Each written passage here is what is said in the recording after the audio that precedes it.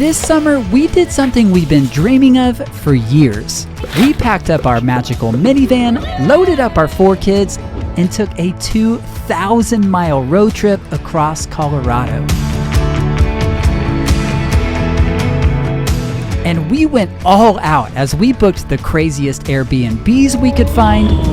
What? We hiked all the wildest trails we could find. Oh my God! And we witnessed some of the most breathtaking views that we have ever seen. This journey was full of unexpected surprises. Oh my gosh, look at all the deer, guys! And one of the scariest moments of our lives. Levi's. Honestly, I don't want to film it. It's such a bummer. And the best part is, we took a camera along to document the entire adventure. I mean, this is crazy. So that you could come along for the ride.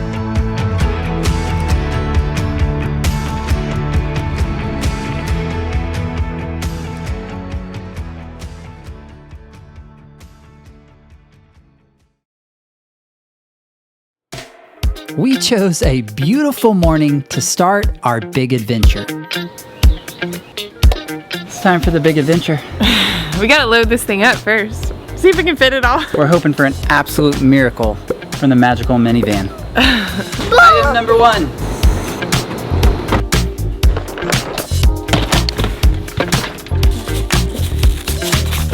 And this adventure is not just us this time. We've got a whole crew with us.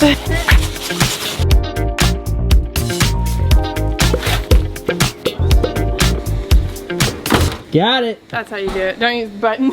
So after another packing miracle from the minivan, we were ready to leave our small town behind and begin the biggest journey that our young family has ever taken. Here we go. We're now embarking on the largest road trip that our kids have ever taken. That we've ever taken. Yay! Today's leg of the journey would take us from deep in the heart of Texas, 7.5 hours north into the panhandle of Texas to a town called Amarillo.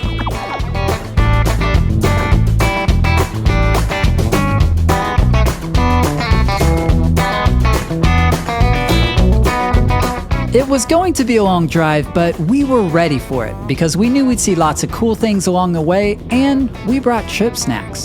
Didn't take long to bust out the trip snacks. What you got there? Chocolate covered bloobs. These are good. But we ate most of the bag before we even left. Hey, good, brother. Yes.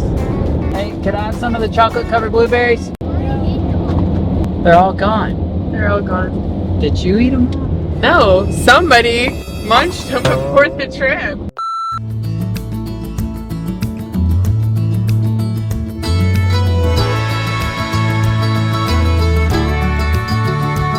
And another hour into the trip, we had our first sleeper. Well, it didn't take long. We've already got one sleeping. He's under this blanket here. But it's kind of hard to blame him because nothing could put a young man to sleep like the endless flat fields of Central Texas. Or maybe he's just not old enough to appreciate the quiet beauty that's found deep in the heart of our great state.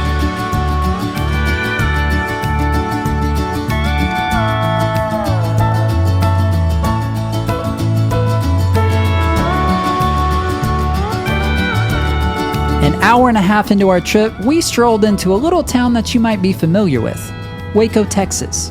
And that's when I received a call from an old friend. Chip and Joe.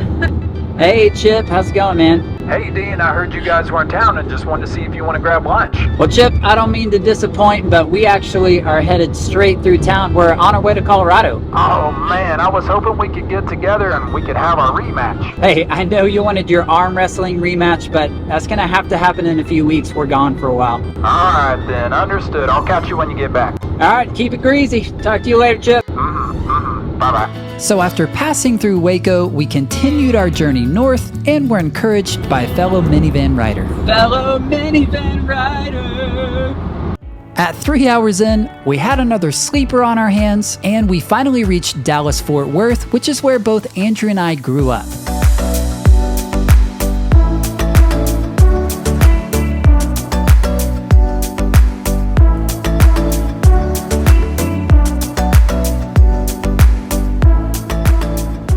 And being 3 hours into a road trip means that it's time for round 2 of Trip Snacks. Hey, can you open this?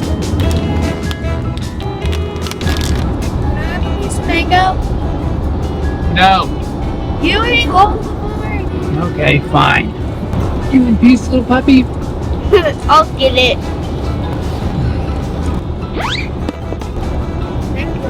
Dude, you want one? Yeah. Try again. Here it comes. Levi, do you want one? It's right behind your back. Now, in all seriousness, we packed more than just trip snacks. We actually made lunches for everyone before we left so that we could spend as much time on the road as possible. Ready?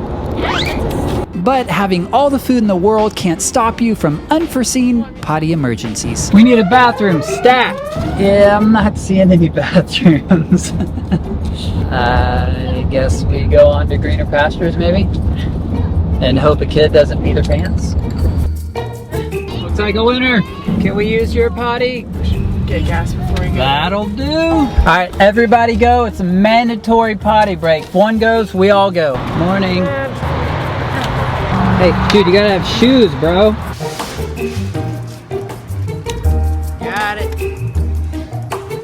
Cool driver change. Is that all right with you? Thanks, what a bud. As we continued our trek north, having full stomachs and empty bladders couldn't save us from the boredom. Ah, my butt hurts! So bored!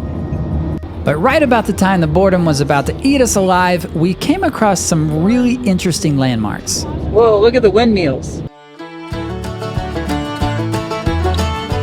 You may not know this, but Texas actually has more wind turbines than any other state in the US. And over 11,000 of those wind turbines are found right here in North Texas. And it was certainly mind-boggling to see how many wind turbines there are, but it was also mind-boggling to see how big these things are. It's hard to capture it on camera, but these things are colossal.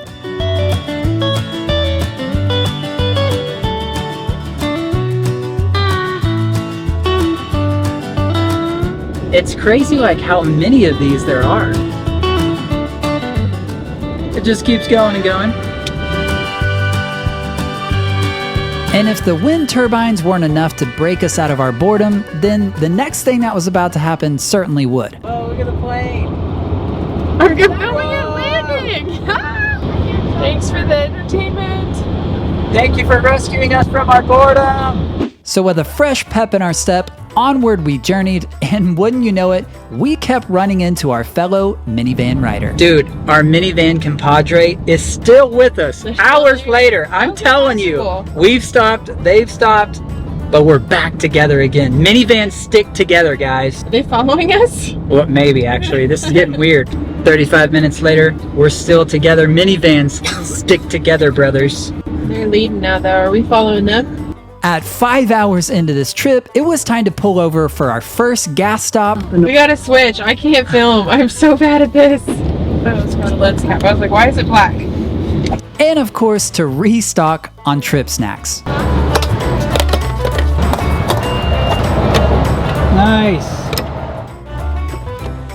On the road again. So with a fresh tank of gas and a fresh handful of trip snacks, we got back on the road for the final leg of our journey. We were definitely starting to get a little stir crazy. I'm terribly sorry about all this.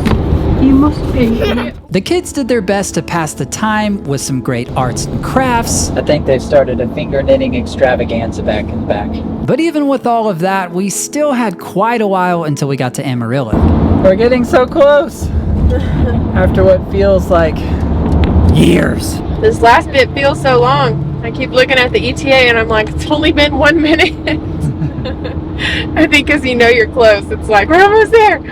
Okay, we're almost there. So instead of boring you with the last hour of our drive, we figured now would be a good time to explain why we're doing this summer adventure series. So we wanted to pause for a second and talk about why are we doing this summer adventure series as opposed to doing DIY projects all throughout the summer like we have the last 2 summers. So reason number 1 is Texas is really hot. So if you remember back to last summer, we were doing a home renovation and sometimes we were outside, like say spraying door fronts and it was brutal how hot it was. And then the summer before that, we were outside again doing furniture flips, and it's just way too hot to be working outside in Texas during the months of June, July, and August. The second reason is that it's summer and our kids are home, and we have just been talking and dreaming of doing something together as a family. Yeah, we just wanted to do something this summer where we involve our kids, we make them a part of the journey and the adventure. So we've been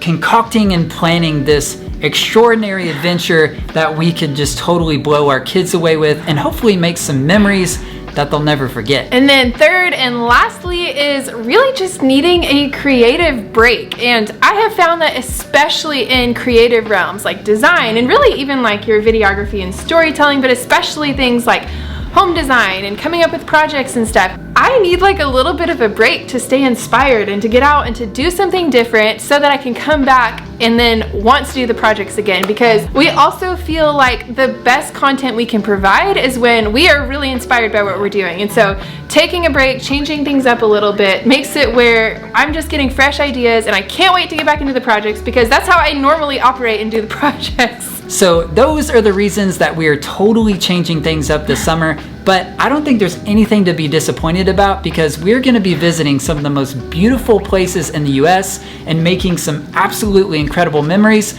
and of course bringing you along for the entire journey, and we are so excited about it. So let's get back into the trip. So finally, after nearly 8 hours on the road, we had arrived in Amarillo, Texas.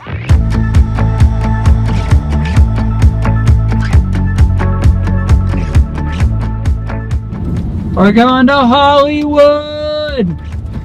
But more than just being excited about finishing our long drive, we had a special surprise in mind to share with our kids. Should we tell them the story of the place we're staying tonight?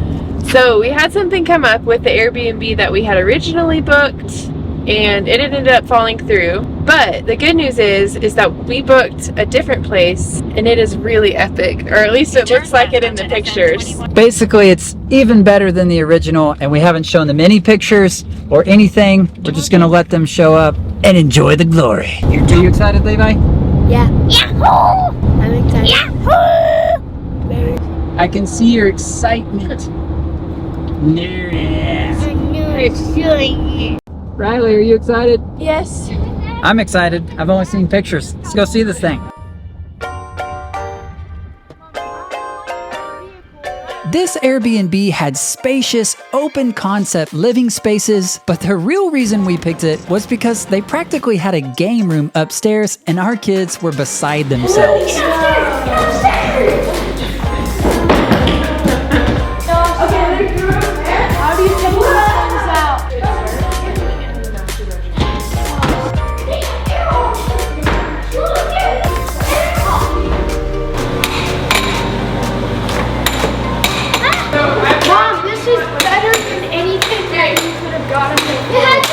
All right, we've been running around going crazy. Let's slow down, back up, and give everyone a tour.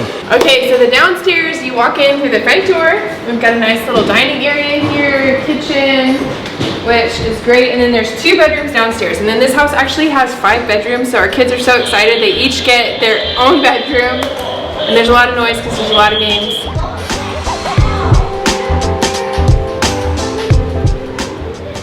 All right, now we'll show you the upstairs really quick. There's a huge game area and then 3 bedrooms upstairs.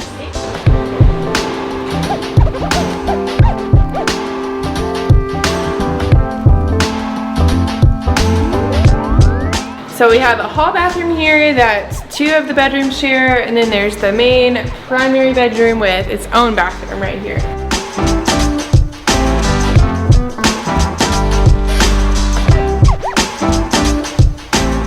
All right, and then this is our bathroom. It's huge. It has this, I guess, some kind of fancy jacuzzi tub, and I think maybe that's like a steam shower because it's fully enclosed and it has electricity going to it. So I don't know, but it looks kind of cool and fancy.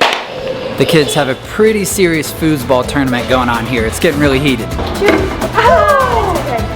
1-0. We won. That was pretty good.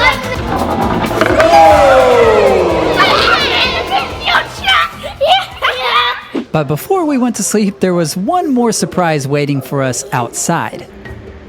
I've spotted a wild bunny.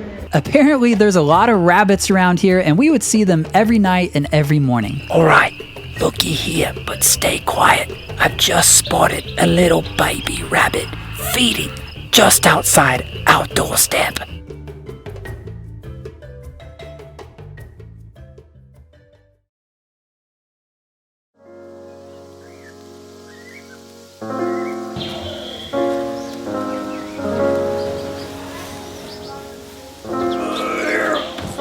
Well, it's day 2. Everybody's awake. We've got delicious breakfast going, but we're trying to see if the trails at Palo Duro Canyon are going to be open, so we're keeping our fingers crossed because they've been closed for a long time due to a lot of rain, and that's the main reason why we came to Amarillo. So we're just hoping and praying and checking their website, and hopefully they're going to open the trails back up because it has dried up a lot in the last few days, but we'll see. We planned this trip months in advance, so it would have been impossible for us to foresee this, but we had potentially chosen one of the worst times to come to Amarillo, as they were experiencing some real flooding issues. So all we could do was enjoy a great breakfast together and hope for the best. And finally, on our 9th game of foosball, we got some really, really good news. Asher, those trails are open. They literally like just posted. I checked their Instagram for Palo Duro Canyon. That's so exciting. All right, the trails are open. We are so excited because just last night we were like, we don't know what we're gonna do. But we're gonna pack lunches real quick and try and head out as soon as possible because it is gonna be hot today. In Palo Duro Canyon, you're just out in the baking sun, so we gotta hurry.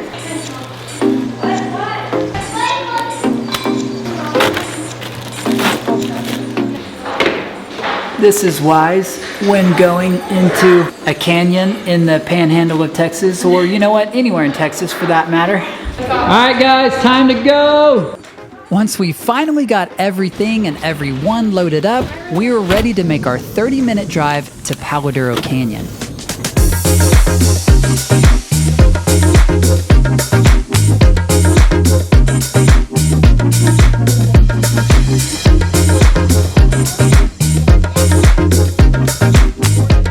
Water here. I don't think that's supposed to be there. And this day was special, and not just because the trails had opened up to us last minute, but this day marked a really special occasion for us personally. All right, so we are driving to Palo Duro Canyon. This is it's close to Amarillo, Texas. We're in the Texas Panhandle. It is often called the Grand Canyon of Texas. And the last time we were here was 15 years ago. Look! We're starting to see it. Anyway, last time we came here, it was 15 years ago because we actually, for our honeymoon, road trip to Colorado, and we stopped in Amarillo to hike Palo Duro Canyon on our way there. And today is actually our 15-year anniversary, and so this just feels so special. We're taking our kids 15 years later. I haven't been back since then. I haven't been to Colorado since then, and our kids have never been, and so this is just crazy. So basically, we came here on the 2nd day of our marriage, and now we're here exactly 15 years later with 4 kids in tow, you know? All of our trails are open. Great. Okay, cool. Awesome, thank you. Once we got inside the park, we went ahead and pulled over to get our first real look at Palo Duro Canyon.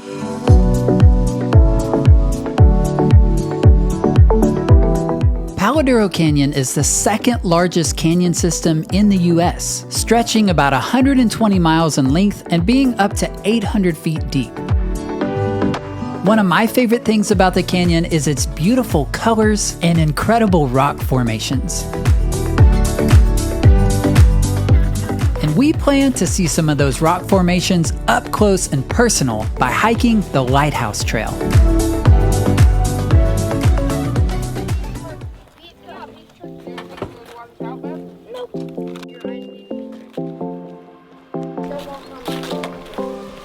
Well, Dean did his job for the day. This is wise.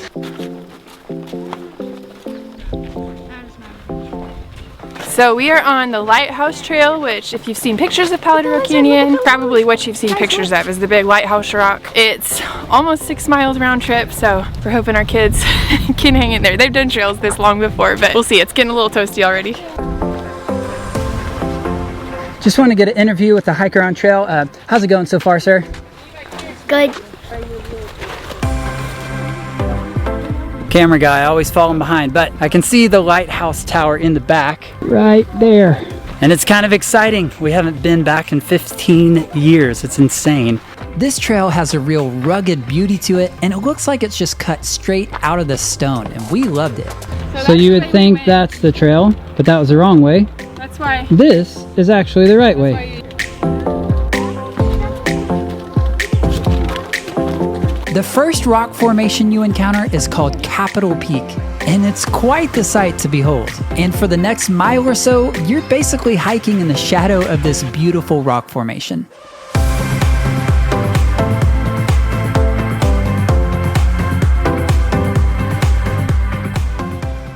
I can see why the trails have been closed up until today, because you can still see where it's pretty wet and it's just like starting to dry on the top.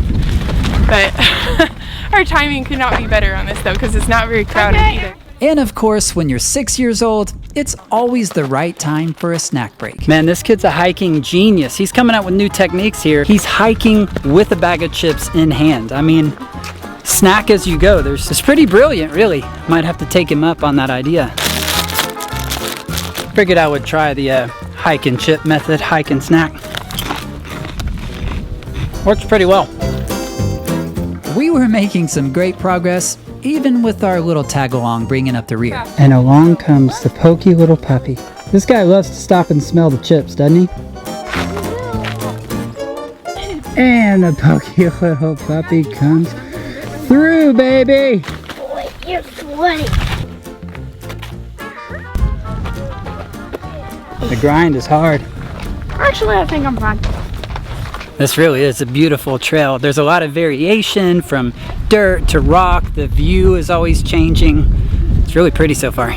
But it was definitely getting hot outside. We've been hiking for almost an hour and we had a decision to make. How far have we gone, Mom? We're over halfway out to the lighthouse. And then we got to come back, yeah? And then we got to come back, yeah. What's your vote? Keep going or quit early? Our little troopers decided to march on, and after a while we were starting to see the lighthouse in the distance. So close, but so far. I've become a canyon Sherpa. I am for hire. My rate's pretty steep, you know. I'll do it for water and chips. I know that's kind of a big price, but I'll carry your bags. And unexpectedly, we were treated to an exhibition by the world's strongest beetle. Look, it's pushing it with its back legs. Yeah. Roll that dookie ball, son! Don't you want to help him? Oh! You got it! The trail was definitely getting long, so we decided to pause, sit down, grab some more water and a snack. We're gonna get to the top one of these years, you know?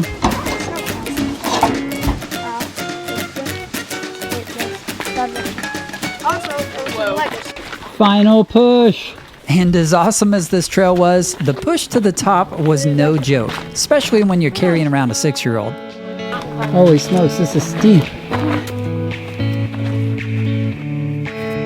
But finally, after one last push, we had reached our destination and it was totally worth it. This is the Lighthouse, Palo Duro Canyon's most iconic rock formation.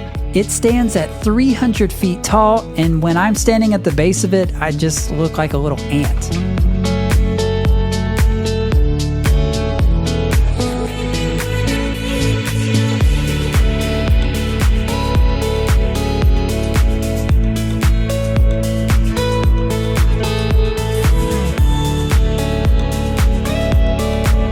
There's also this really cool rock bridge connecting the lighthouse to another rock formation nearby. And this bridge gives you 360 degrees of beautiful Palo Duro Canyon views.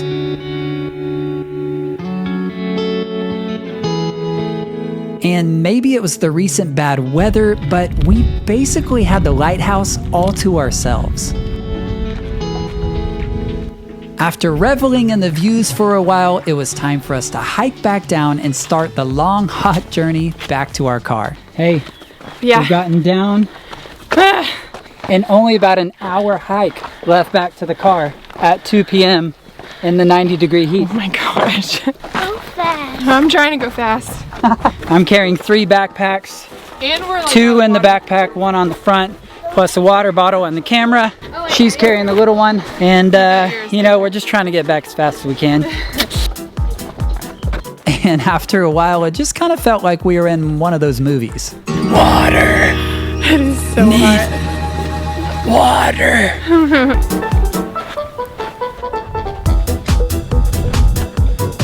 And finally, nearly 4 hours after we started this journey, we had made it back to the car. You know what the only fitting reward is? Slushies. Sonic! Yeah, baby. But today's adventures weren't quite over. After a refreshing drink and a nice long rest at home, we decided to head into town and try out the iconic Big Texan Steakhouse. If you've never heard of this place, it's famous for its free 72-ounce steak. Well, it's free if you can eat the entire 72-ounce steak in less than an hour. The fastest time that was ever recorded was actually by a 125-pound woman named Molly, who ate the full 72-ounce steak in only 4 minutes and 58 seconds. This 72-ounce steak challenge has even been featured in movies like Waking Up in Reno, starring Billy Bob Thornton and Patrick Swayze. And this restaurant has also been featured in several TV shows like Anthony Bourdain's No Reservations. Let's go! This place kind of feels like they've mixed in a state fair with a restaurant and even a movie set. You can even stay in their own Western-style motel, which includes, I'm not even kidding, a Texas-shaped pool. And little did we know, we were in for one of the most unique dinner experiences we had ever had. In fact, there were so many things to take in, it was almost a bit overwhelming. I believe it's time to pick up your gun and hunt for dinner.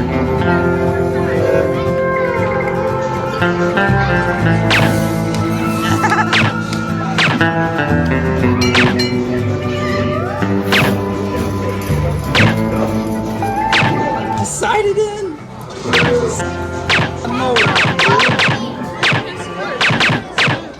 And for some of our kids, it was kind of a strange experience. This whole environment makes me kind of nauseous. I find stuff disturbing. It's weird and sick weird. And I don't know why they would think this place was weird. But one thing's for sure, this place was definitely a Texas country experience.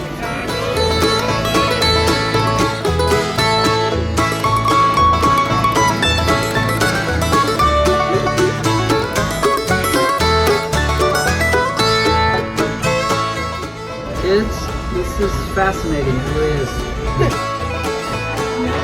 Partner? Oh, yeah! It's my favorite restaurant. Really? Favorite restaurant. Holy smokes, brother. It's past our kids' bedtime. Maybe I'll try and fall asleep in the car. That's probably a good idea. When we finally got into bed, everyone was exhausted and ready for a long night's sleep. Little did we know, the weather had something up its sleeve for us, and we would get woken up multiple times in the middle of the night.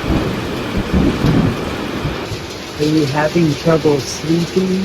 I'm not going back to sleep. This is so scary.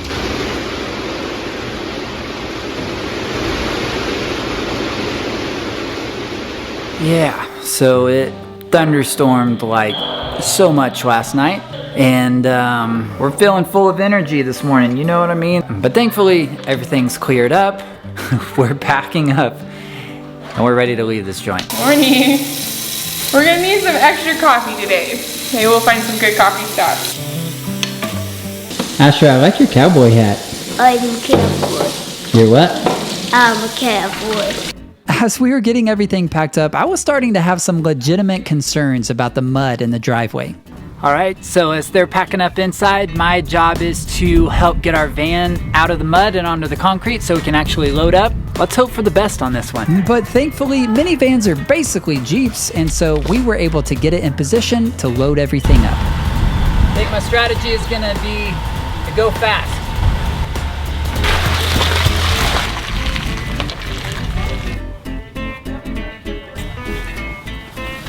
1, 2, 3.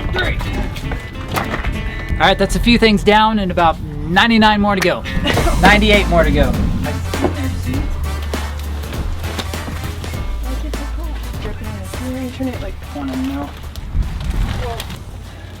So finally, after we packed everything up, we were ready to hit the road and head north to our next adventure. All right, so where does today's adventure take us? Today we are leaving Texas and we are heading to Canyon City, Colorado. So this drive is supposed to be about 6 hours and 15 minutes, so it's gonna be a long driving day. So the most exciting part about today's drive to me is that we are leaving the great state of Texas and actually getting into Colorado. And if you're wondering why it's so exciting for us to be leaving Texas, well, that's because Texas is absolutely ginormous. To be more exact, it's over 800 miles from north to south and nearly the same distance from east to west. So just to put that into perspective, in the time it would take you to drive across Texas, you could drive from the western border of Louisiana, pass through 4 states, and end up in the Atlantic Ocean. Or it's about the same distance as a drive from Paris, France, halfway across Europe to Vienna, Austria. So hopefully that gives you a little more perspective as to why we are so excited just to be driving out of Texas and into a different state. And it should also give you a little more perspective as to why we broke up our drive through Texas into 2 parts. Just in case you missed part 1 of this road trip, it was full of adventures, including a hike through the US's 2nd largest canyon system, a stop at one of the most unique restaurants that we've ever seen, This whole environment makes me kind of nauseous. and a thunderstorm that only Texas could cook up. So if you missed part 1 of this adventure, you'll definitely want to go back and see how this whole journey began. I am so excited because our kids have actually never been to the mountains before, and so this is going to be just so fun for us because 1, we love Colorado, we love hiking as a family, but it is going to be so fun for our kids to get to experience it for the first time and us to just get to see them and see their excitement and stuff, and we're excited, and to get out of the heat for a little bit because it is hot in Texas. But before we could see any grand mountains, we still had to drive hours and hours through a lot of flat land. Film the train track. Okay, I am filming the train track.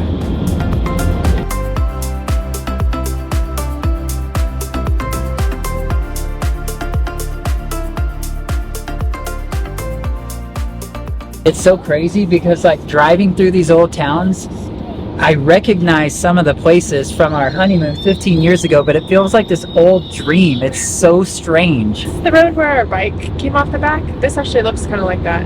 Yeah, so we had 2 mountain bikes on the back of the car, and we felt a wobbling happening in the back. So she was watching in the mirror, and at one point she was like, hey, I think the bike's about to fall off. We need to pull over and stop. And we're going like 70 down a highway. So I pull over on a road very much like the one we're on right now. It actually could have been this road. And as I pulled over and stopped, the front wheel of one bike came off and goes boing, boing, boing, boing, on the concrete. We're like, oh my gosh. Yeah, the bike was fine. It was literally like just in time. And it became evident that in this part of the state, a lot of things are geared towards agriculture.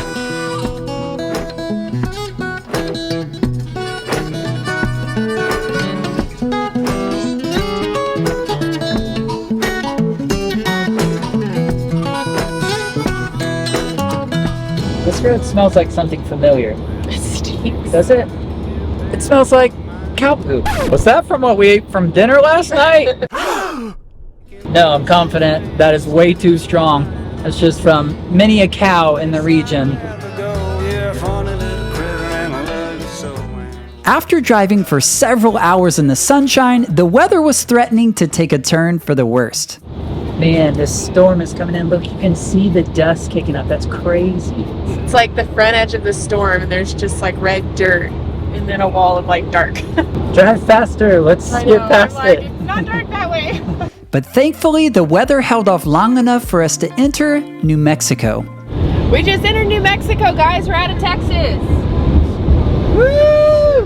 Look at the thrill, the excitement, the joy.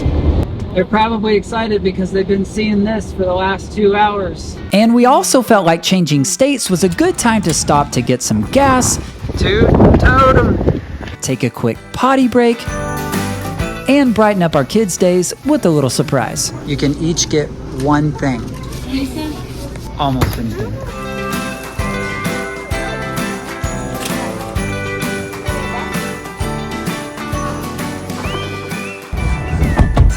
Driver change! You putting your seat heater on? Yes, I'm cold. Oh, it smells like candy in here. I want some. After the gas stop, we journeyed on, and we're hoping to finish up this trip dry, but it just wasn't meant to be. Well, we were hoping to avoid the rain. It didn't exactly happen, but it's all right. I'm just gonna eat a homemade chocolate chip cookie and keep on driving. The rain was coming down in sheets, but to lift our spirits, we eventually made our way into Colorado. Guys, we're in Colorado! Woo!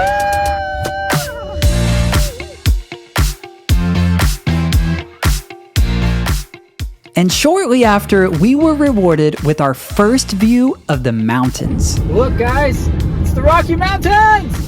Now, coming from Central Texas, we don't see a lot of mountains, as in we don't see any mountains. And this actually marked the first time that our kids had ever seen mountains with their own eyes. Mountains!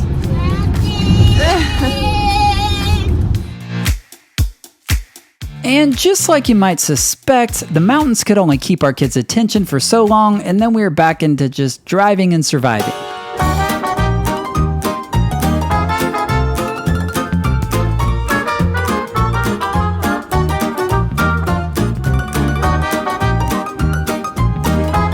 And just to ensure that we didn't lose our minds or pee our pants, we made a quick stop.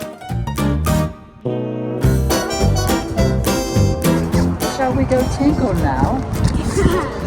This is the Colorado State Road map, guys. It's Buddy Bear. This rest stop not only had bathrooms, but it also had some pretty beautiful views, which was a plus.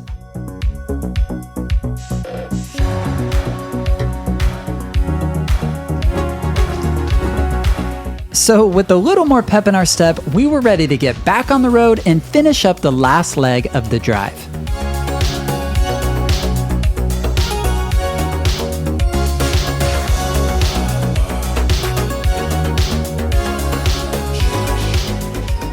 I know I keep taking so many videos of the mountains and I'm like, is that too much? But that's just kind of why I love Colorado. It's like everywhere you look, it's just beautiful. Maybe that's because we come from Texas and it's just dramatically different to what we're used to, but I can hear John Denver singing over me right now. Rocky Mountain High! And finally, nearly 1,000 miles into this road trip, we had arrived at our first Colorado destination, Canyon City.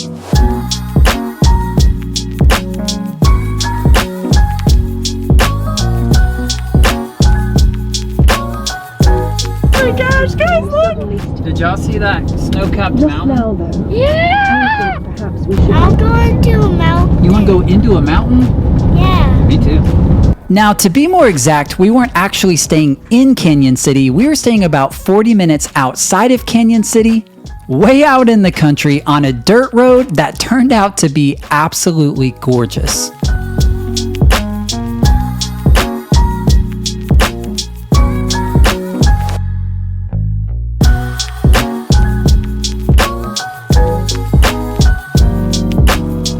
How about that?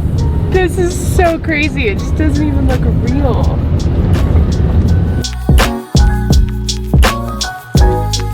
What do you think, guys? I know. It's crazy.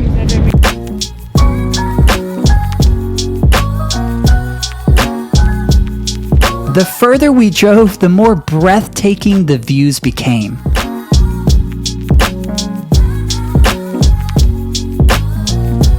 And finally, we arrived at the Whispering Aspen Ranch, our home for this leg of the trip.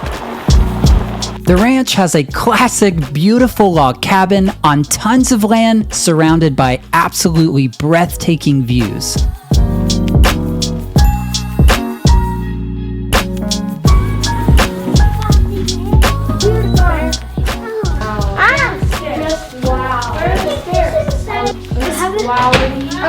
Wow. Oh my goodness. Asher, come on in. This is actually pretty awesome. This exceeds my expectations. Hello, Kevin. Well, I like my pine cone. All right, really quick, we want to give you a tour of this incredible cabin. So this is the main living area upstairs. There is a fireplace when they have a couple of synthetic wood logs. So that was nice because it's actually been cold up here. They have toys here, which is awesome for the kids. We didn't use the TV at all because look at this. It's incredible.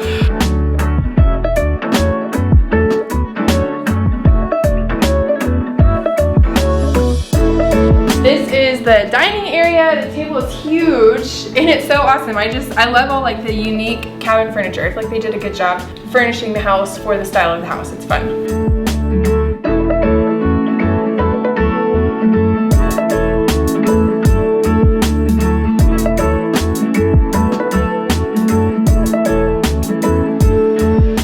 Into the kitchen. The kitchen is fully stocked, which is awesome because we plan to do a lot of cooking here since the closest town is about 45 minutes away.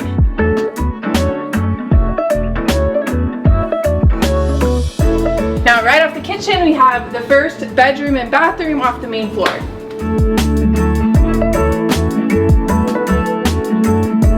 Now let's go check out the downstairs.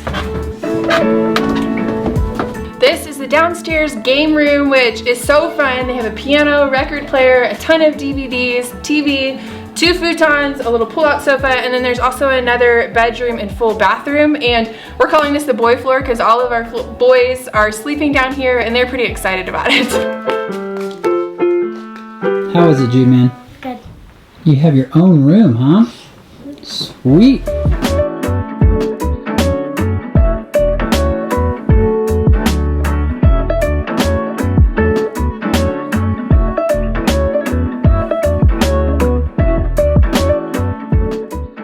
Head back upstairs and then up some more stairs because the primary bedroom is up really high and it's cool. Okay, I'm a little bit out of breath. Me too. Every time it gets me, every time I go up those 2 flights, I'm like, okay, we're up pretty high right now. So this is the primary bedroom. There's like views from every direction. You can see out through the huge living room windows, which is behind you. Then we've got doors here, doors here. And the ceiling is so cool in here. It's vaulted and you've got these massive beams. It is so unique and so beautiful. And then there's a full bathroom up here. A big bed, it's comfy. It's just a really nice, cozy, comfortable spot, and it's cool that you kind of look down and check out the rest of the house too. But the primary feature of this house, and the reason why we are so excited to stay here, is of course the view. The Whispering Aspen Ranch has to be the very epitome of a cabin in the woods, and it was easily the most remote place that we have ever stayed. In fact, in flying the drone, I could only see one other home in this entire area.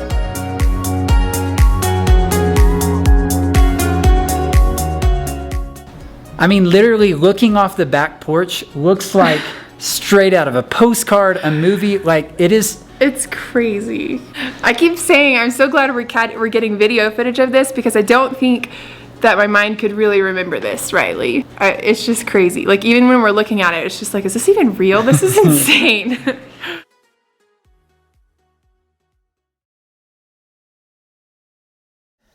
How's this for a morning view? I think this is the best cup of morning coffee I've ever had. Good morning. It's an absolutely gorgeous morning with an absolutely gorgeous view. So we're just enjoying a little cup of coffee. The kids are currently inside playing. We're trying to get them to enjoy the view, but they just don't really know what to do with it. Okay. You see the massive mountain? Yeah. That's Pikes Peak. Isn't that crazy? Does it have snow? Yeah. Where are you going? Inside. You see it with the snow on top? Yeah. Isn't that crazy? Mm-hmm. So for today, the boys are on breakfast duty, so they're going to get that going. And then we have a big adventure planned for later. I think the craziest part is there is no noise, no sounds. And you can imagine what kind of contrast that is for parents of 4 young kids. So let's just be quiet for a minute and listen to only the natural sounds. Go.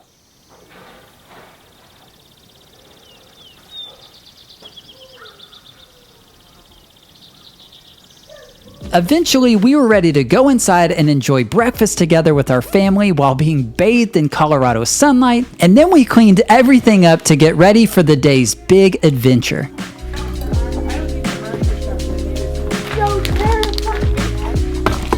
What'd you find, buddy? Pine cones. Ooh, those are cool.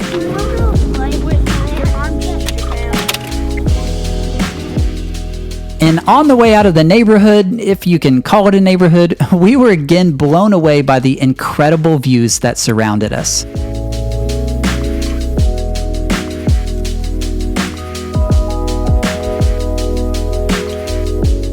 Oh my gosh. Guys, look, that's insane.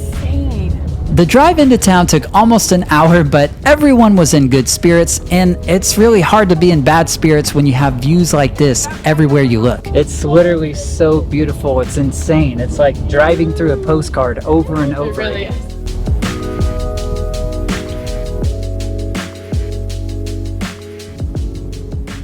Alright, so we're gonna stop staring out the windows and ask, where does today's adventure take us? Today we are heading to the Royal Gorge, what is it, Bridge and Park? So we're going to the Royal Gorge Bridge. It's like this huge canyon with a massive bridge you can walk over.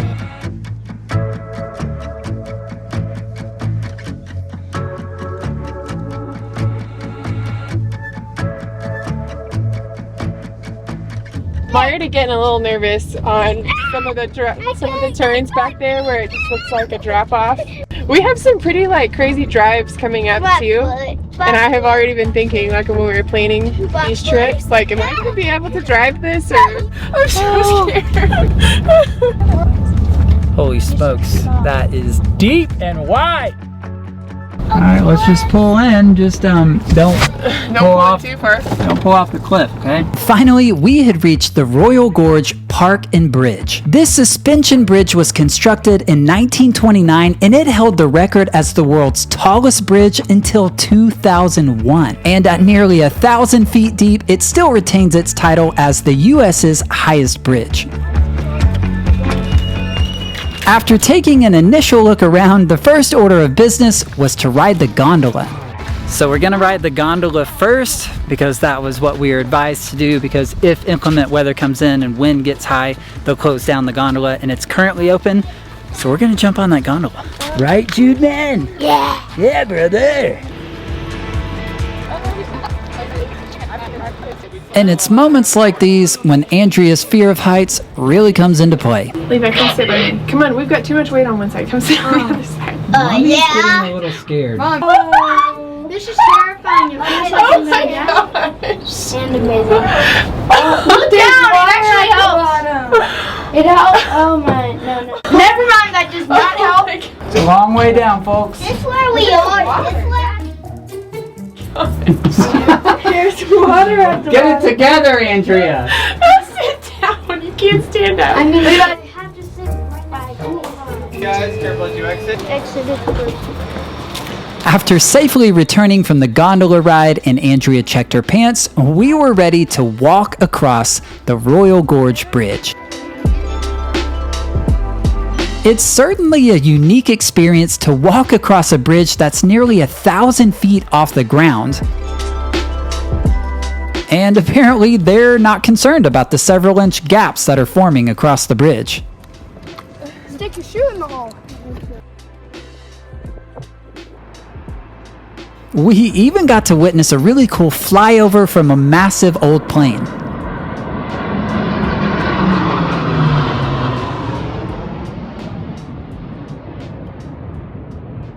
After exploring the bridge, we grabbed a quick bite of lunch and then headed over to this really cool play place. This playground was really cool and our kids were having an absolute blast.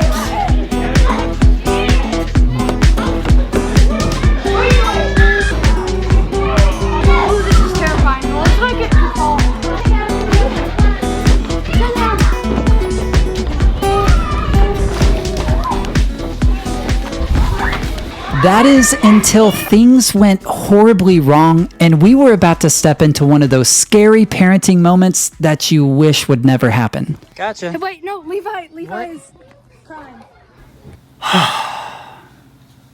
So when I came up on Levi, he was moaning and crying and writhing on the ground. And the best we can tell, he fell from over 10 feet backwards, and it wasn't pretty. So I basically had to carry him to try and find medical help. And when we did find a little bit of help, they said the nearest hospital was an hour and a half away. He had definitely hit his head really hard. He wasn't fully there. He said his wrist was hurting really bad. He couldn't walk on his ankle. It was super painful. And so we drove to the hospital, and honestly, I just had a huge pit in my stomach because honestly, I was scared for my son. And more than just our love for Levi, if he broke his ankle on the first day of our trip in Colorado, where we're mostly doing hiking, well, this thing was over.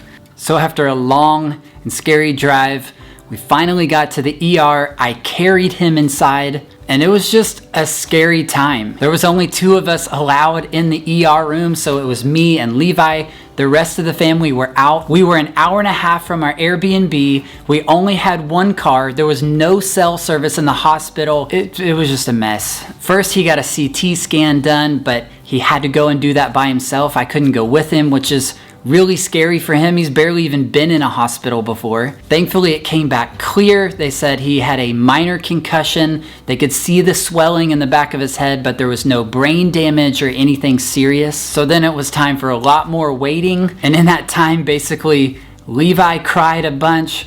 I cried a bunch. I mean, we just basically cried together. Then a long time later, it was finally time for x-rays. They did his wrist first, and they said there might have been a really, really small fracture, but it was too small to really tell. But thankfully, all he needed was a soft cast, and he was gonna be okay. But the big test for me was his ankle, and I was so scared he had broken it because he couldn't walk on it at all. He was in excruciating pain, but somehow after that fall, his ankle was okay. There was nothing broken. It was just a severe sprain, and I was like, Lord, I can't believe this. But in the end, after spending this time with Levi, we just grew. We bonded in this intense moment, and it became one of those things that it's like I would never choose this, but I also wouldn't change this. I mean, we laughed together. We cried so much together. We prayed together. We just simply held each other. I mean, it was so intense, but it did something special in our relationship. And so that's the silver lining that we're coming away with, is that he's okay. He just needs to rest and recover. And we experienced something together, and that forms a bond that only sometimes these difficult times can form. So finally, after hours and hours, we were ready to leave the hospital and head back to the Airbnb. Your siblings got you something while you were in the ER, Levi. They were all really concerned about you. Thanks, guys. The drive home was rainy, which seemed to match our mood. But as God would have it, this storm eventually gave way to leave beauty in its wake. And we were quietly treated to some of the most breathtaking and unexpected things we had ever seen. Sunlight catches my tears. A rainbow promise appears that you're here. That you're here. When beauty mingles with pain, the picture reminds me again that you're here. That you're here. Lord, you're here. Lord, you're here.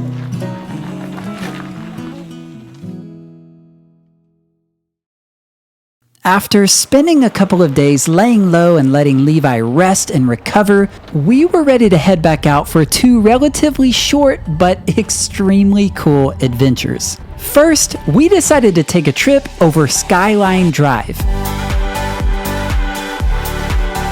This 2.5 mile pass is flanked by sheer drops on either side of the road, and it was thoroughly testing Andrea's fear of heights.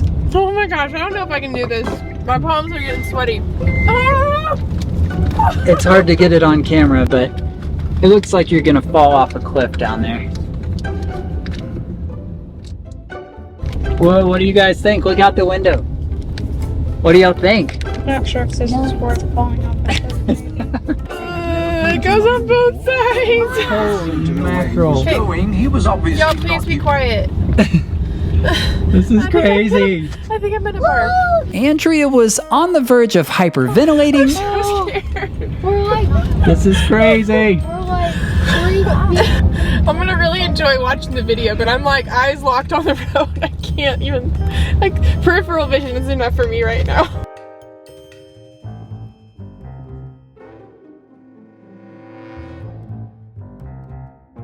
And her fears are warranted, as this road was voted the 4th most dangerous road in the United States.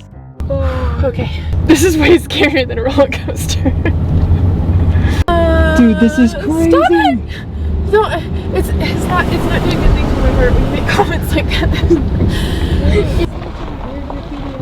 And so we pulled over to take a quick pause. I feel a little better in this wide area. My palms are literally sweaty. When you start going, oh my gosh, I'm like, get ready. Whew, we're going down. Okay, that makes me feel a little better. So how much are you loving this? I'm feeling a little better because I can like see the incline like that. For some reason, that's not as bad. What's really scary is when you see a drop off on the side and then you can't see, like you're cresting a hill, and I'm like, in my mind I'm picturing like the top of a roller coaster and it's just gonna drop. We're gonna go drop off the top.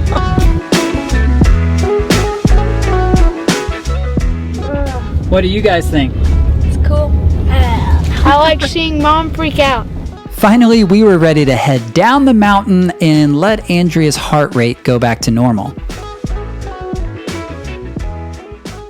We made it! We're alive! Good job. You know, that was good. That was like a baby Pikes Peak. So we really wanted to drive Pikes Peak because we're not that far from it. We can actually see it from our house. But the weather has not been good at all. And so they haven't even had the roads open on the top third. Like, you can't get above the tree line because there's so much snow, which is crazy because we're in June. But I'm starting to think, you know, maybe this was better for me. Maybe this was a good... Yeah, it's maybe Pikes Peak would have been a little bit much. All right, so we have one more stop before we go grab some food. We are really close to Tunnel Drive Trail, and so we are gonna just try the very first bit of it because Levi's ankle is healing up. We're gonna test it out. It's supposed to be really cool. So our second adventure of the day was less on the scary side and more on the cool side. The first minivan. You know, the precursor to the other minivan. The kids could sense that awesomeness was ahead, and so they started getting excited as we began the hike. Hey, you're falling behind with this backward walking. You're gonna have to turn around.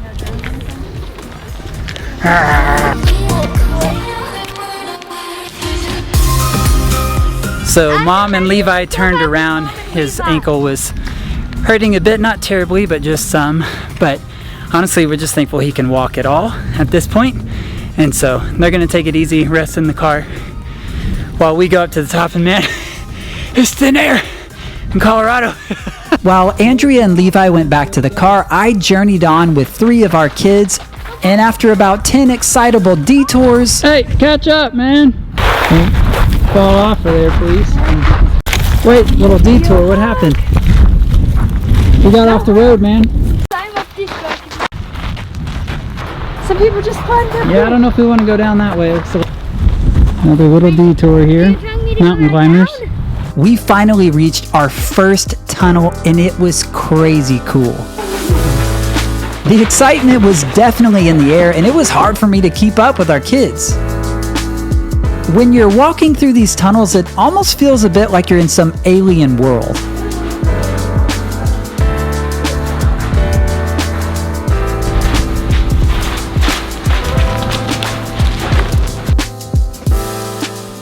Honestly, this is way cooler than expected. I mean, it's beautiful, the walking path is awesome, and there's tunnels. I mean, how cool are tunnels?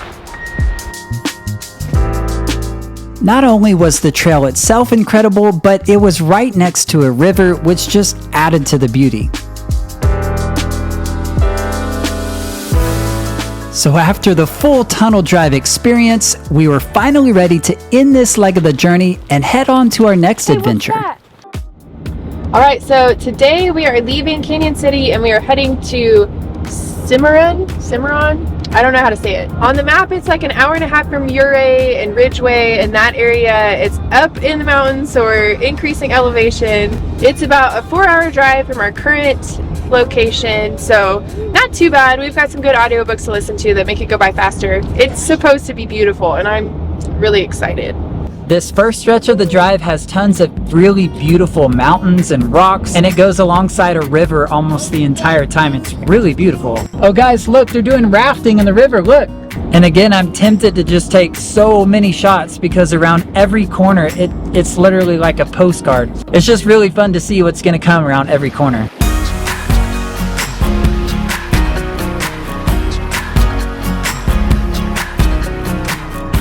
It's crazy to me like how many gorgeous rock formations there are on this like 10-20 mile stretch of road. It's crazy.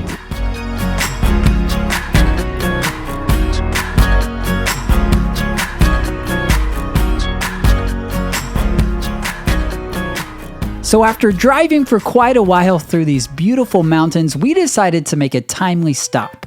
So we're making a gas stop because we're about to enter into the big mountains, and it's gonna be a while before we pass another one.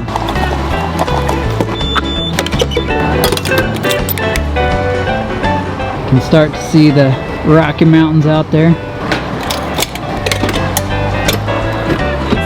We also decided to go ahead and grab lunch because it would be a while before we got back into another town. So we also made a quick pit stop to Subway. You know, it was either Subway or McDonald's, so Subway will do.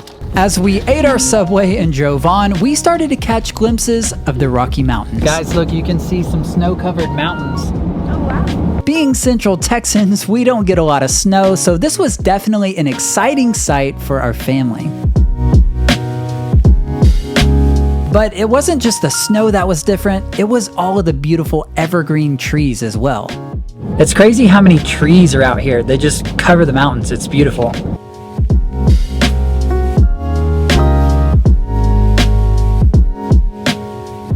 There's snow, guys, look!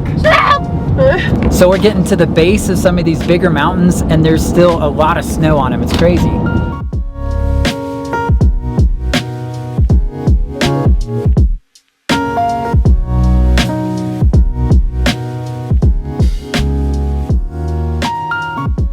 After we passed through the mountains, the landscape started to change pretty dramatically.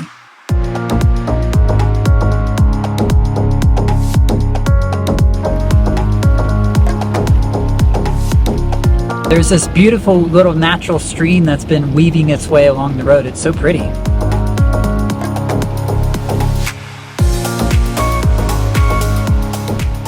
And eventually we came to this beautiful hillside body of water. Are y'all seeing this? This is so pretty! But you can only see so much beauty without trip snacks.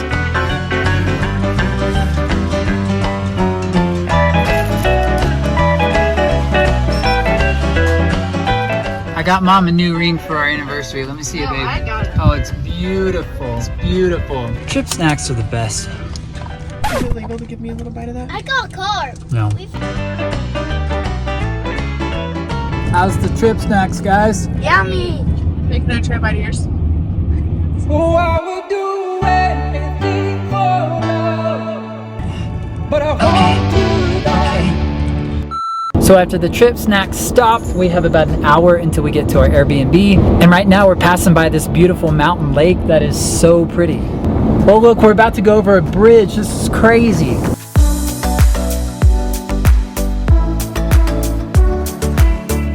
So we're getting close now, and we're in like this valley of a thing. I don't know, it's cool looking. As we journeyed on, the landscape continued to change, but one thing's for sure, it always remained beautiful.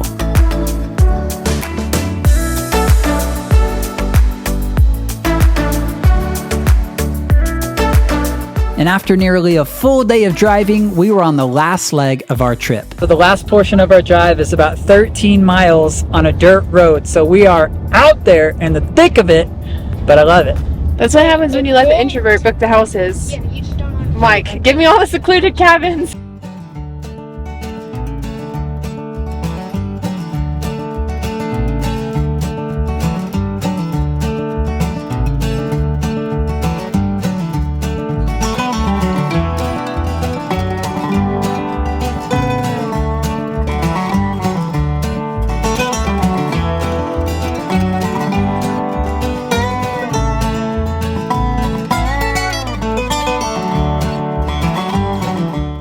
Look at all the cows. Look at the cows, guys.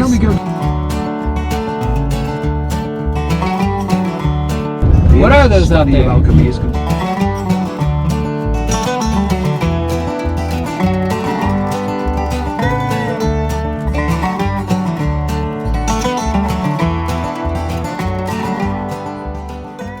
And finally, after a long drive down this country road, we arrived at our home for this leg of the journey. All right, we made it. We made it.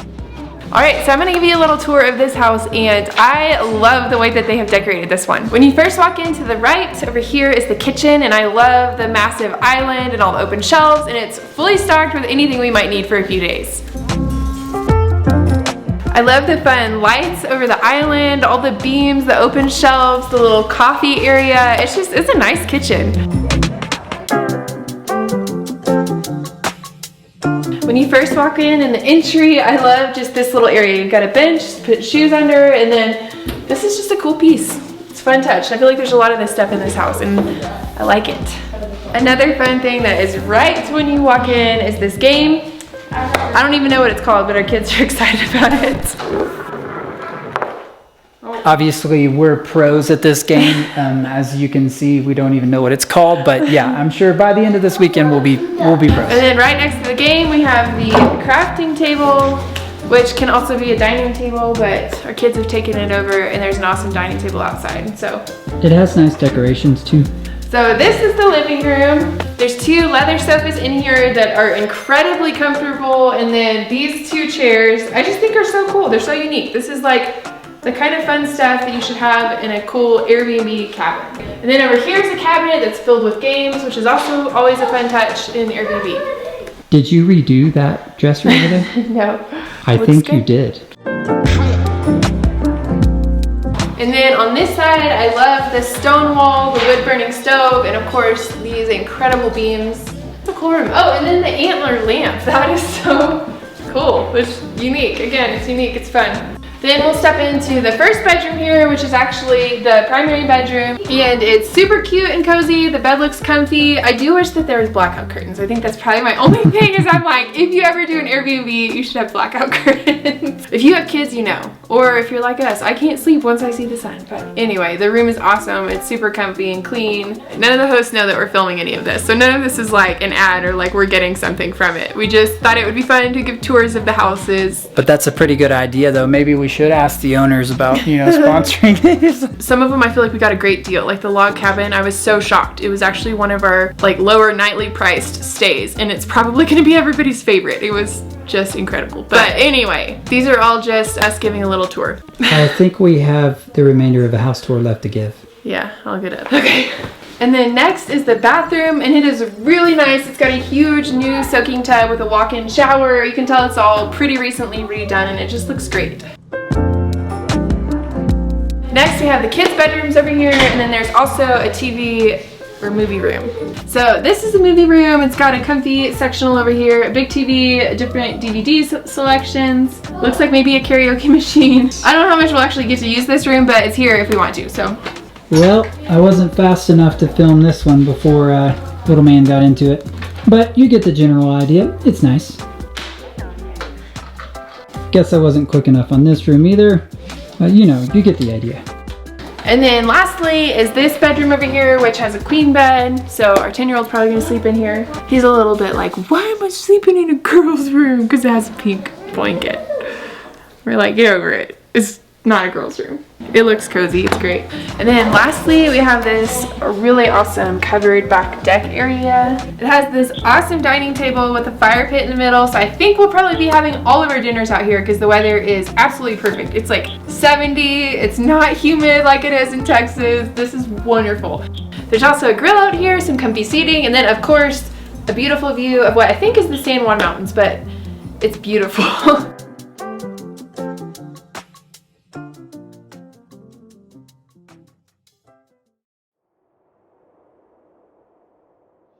The next day was beautiful and sunny, and we started things off with an incredible breakfast because we had a big adventure ahead of us. On the way out for the day, we also stopped to talk to a few friends. Guys, look. Hello. Hello. They're so cute. Hello. Look at these cows. They're mountain climbing cows. What are you guys doing over there? Goat cows. The goat cows, huh? Hello, horses!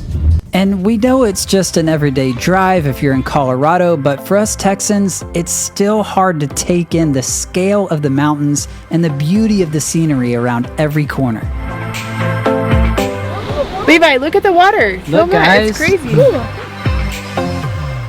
And finally, after nearly 40 minutes on this dirt road, we were ready to turn on to the nearest highway and talk about today's adventure. So today's adventure takes us to Ouray. It's about an hour-and-a-half drive. It's definitely a little bit long, but the kids are keeping themselves entertained. What do you think of this trip, Asher? Jude, what do you think of this trip? What's that supposed to mean? And it was through our kids' crazy filming that we discovered if you put our 6-year-old in slow-mo, he sounds exactly like a cow. It's crazy. Asher's a cow. And our 8-year-old kind of sounds like a Wookiee.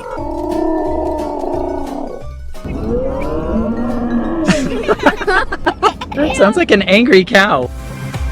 And today we plan to do some beautiful hiking and then check out the hot springs. We were making great progress until we hit a strange roadblock. Well, this is unexpected. A traffic jam in the middle of nowhere, Colorado. Come on, man. This is a mailbox. It's fascinating. Thankfully, it only slowed us down a little bit, and pretty soon we were heading towards an absolutely epic mountain range. Y'all, look at the mountains.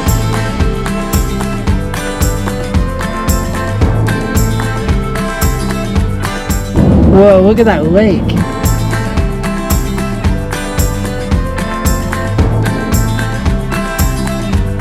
As we approached Ouray, we started noticing several houses built way up into the mountain. They almost look like bird nests. And of course, you can't miss the epic river that runs parallel to the road. And finally, after nearly 2 hours of driving, we reached the mountain town of Ouray. Ouray is tucked away in the southwest corner of Colorado, and it's been nicknamed the Swiss Alps of the US because of the way the small town and the mountain range resemble some of the remote villages in the Swiss Alps.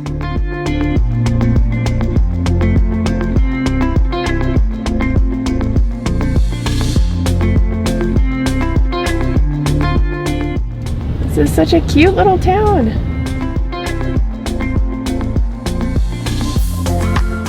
Our first mission was to hike at the Box Canyon Park.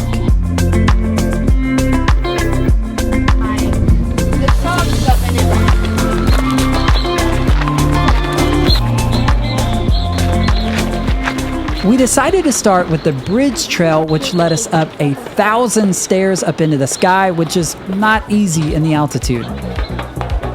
Oh, my legs are burning so bad. And we thought that after finishing all the stairs that things would level off, but nope, it just kept going up and up. Although the trail was just about straight up, it was still really fun, and our big kids actually started to get ahead as we stayed behind with the pokey little puppy. Hey, you're like walking. How's it going? Good. Slow with this guy. Definitely feeling the lung burn. We're at about 50,000 feet. I mean, I don't know, 9,000 feet maybe. And finally, after a steep hike, we had made it to the lookout bridge.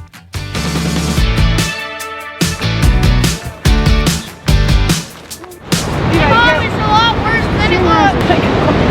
How's this, babe? How's this?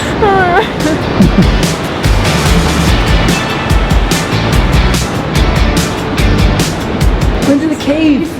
I know Asher was a cave. We're cave hiking again. You kind of got to bend down. I'm 6 feet tall, and it's probably, I don't know, maybe 5 feet tall. So I'm getting the leg burn going.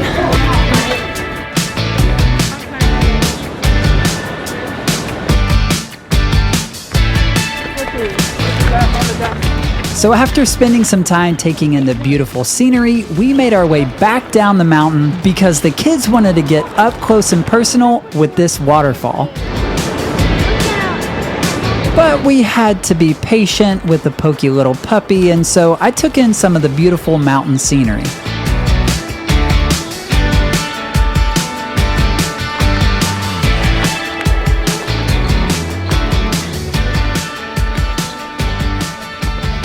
right, now we're off to do the lower falls, which is down in the bottom of the canyon. We were excited to see a waterfall up close and personal, but we didn't take into account how loud and how powerful this thing truly was. It was so loud that it was almost hard to hear yourself think, but that was part of the beauty of it, as you were able to get right up next to something that has kind of a scary amount of power.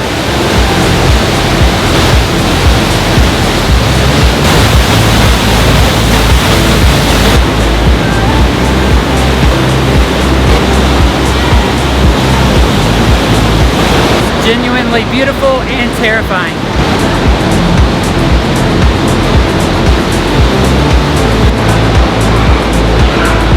After getting an eye full of the falls, we actually took a staircase down to the riverbed where you can go right up close to the river.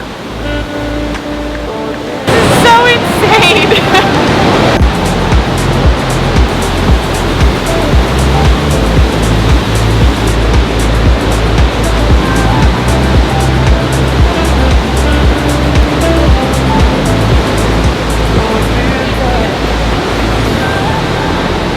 I feel like my neck's gonna be stuck like this for a while. That was insane. That was so cool. I'm so glad we drove it. Finally, after we'd had all we could take, we were ready to head back down the mountain. Levi, how's your ankle doing? Fine. That's amazing. But before we left, we had to make a stop into the gift shop and buy some postcards, of course. Our kids ended up writing on all of these postcards and sending them to their grandparents, to their cousins, to their friends, and it made for a pretty special moment on our trip.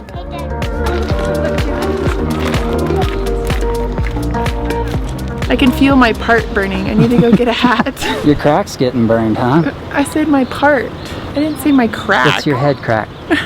So what did you guys think about that hike? It was awesome. Isn't that crazy? Yeah. Did y'all like the waterfall? Yeah.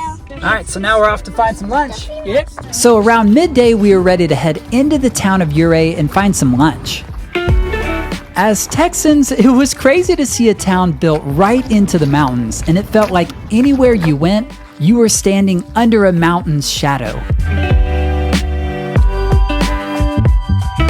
We finally landed on a cool lunch spot where everyone ordered sandwiches and food, and we ate outside looking up at the mountains.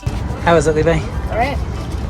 We also made some unique observations. So many people with dogs. I've already counted 13. We noticed there were lots of dogs and lots of motorcycles.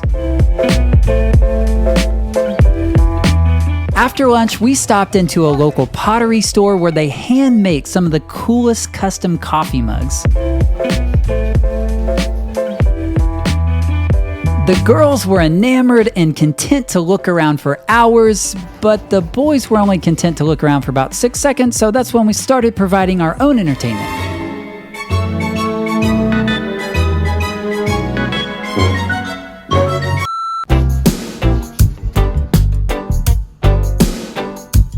You made it.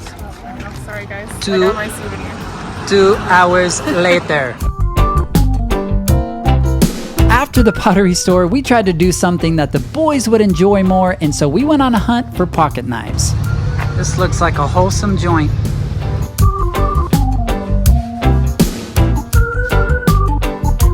He said the least expensive knife was about $250, so we're gonna pass on that and move on.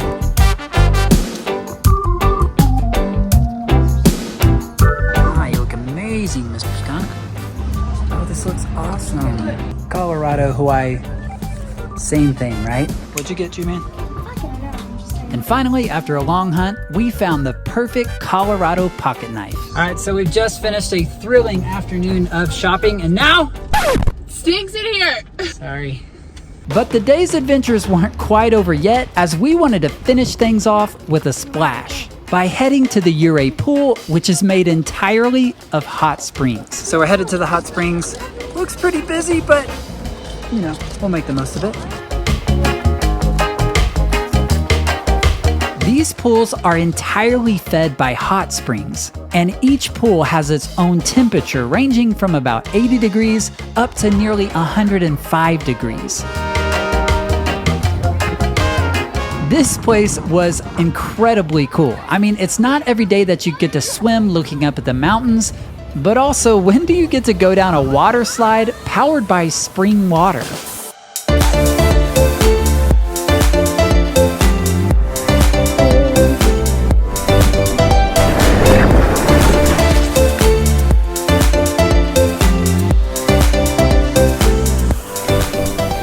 But although the water was warm, the air temperature was not. Is this the warmest pool you've ever been to? No. Holy smokies, it's freezing. This is the coldest pool I've ever been to. They call this the inchworm. Woo! One thing is for sure, this pool is incredible and we would highly recommend it if you come to Ouray. Now the sun comes So after a full day of adventures, we were ready to say goodbye to Ouray and head back to our cabin. Man, that was such a memorable hike. I'm so glad we did that one. That was amazing. That was incredible. It was short, but I almost feel like that kind of made it more fun with kids, or like if you can't hike a whole lot, I think it's worth doing because it's still, what was it, like a quarter mile there and back for each, like the upper falls and the lower falls. And it's just like, I mean, so beautiful. It's crazy. Yes, it is short, but that doesn't mean it's easy. It definitely gets you out of breath. There's some very steep parts, so just be warned. But if you're active, it's amazing.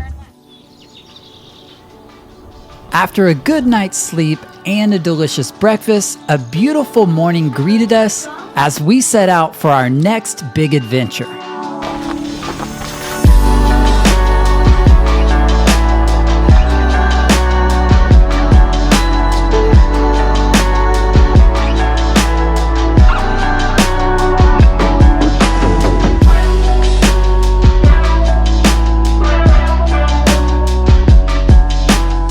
Last time we took this dusty road into town and visited Ouray, the Switzerland of America.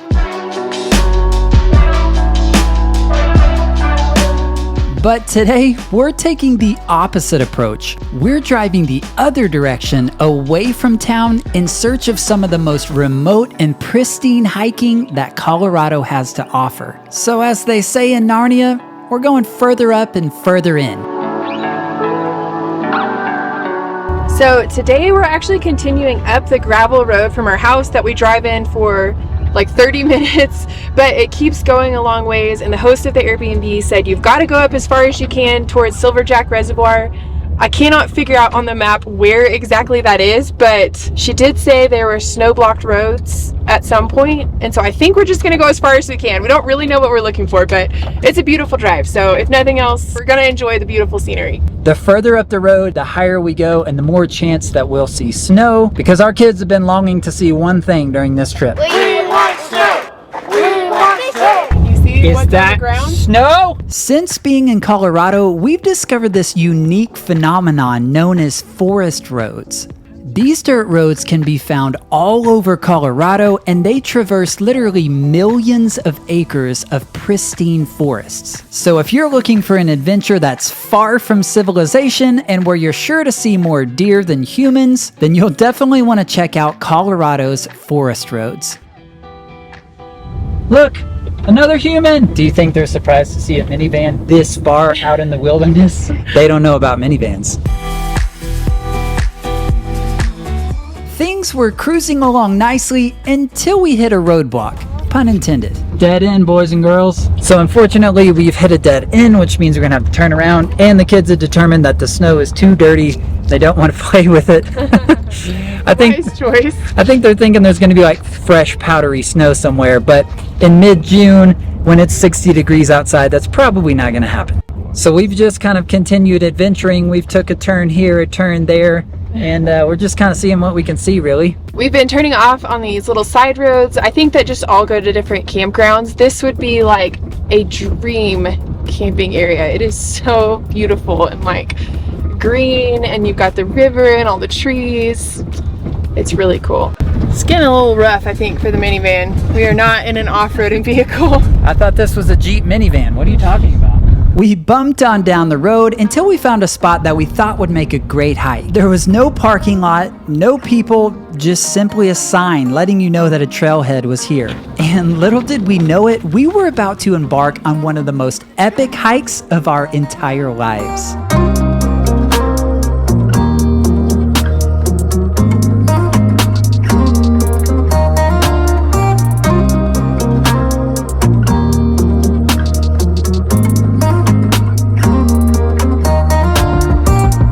This is genuinely one of the coolest hikes that I think I've ever done. I mean, the views, the trail, the weather, this is unreal. It's crazy. This wooded section is incredible. There's all these alpine trees, we think they are, and it's just beautiful. I mean, hiking on a mountainside in Colorado, don't get much better than this, you know? Not only are the views amazing, the sounds are incredible too. Listen to the sounds out here, it's beautiful.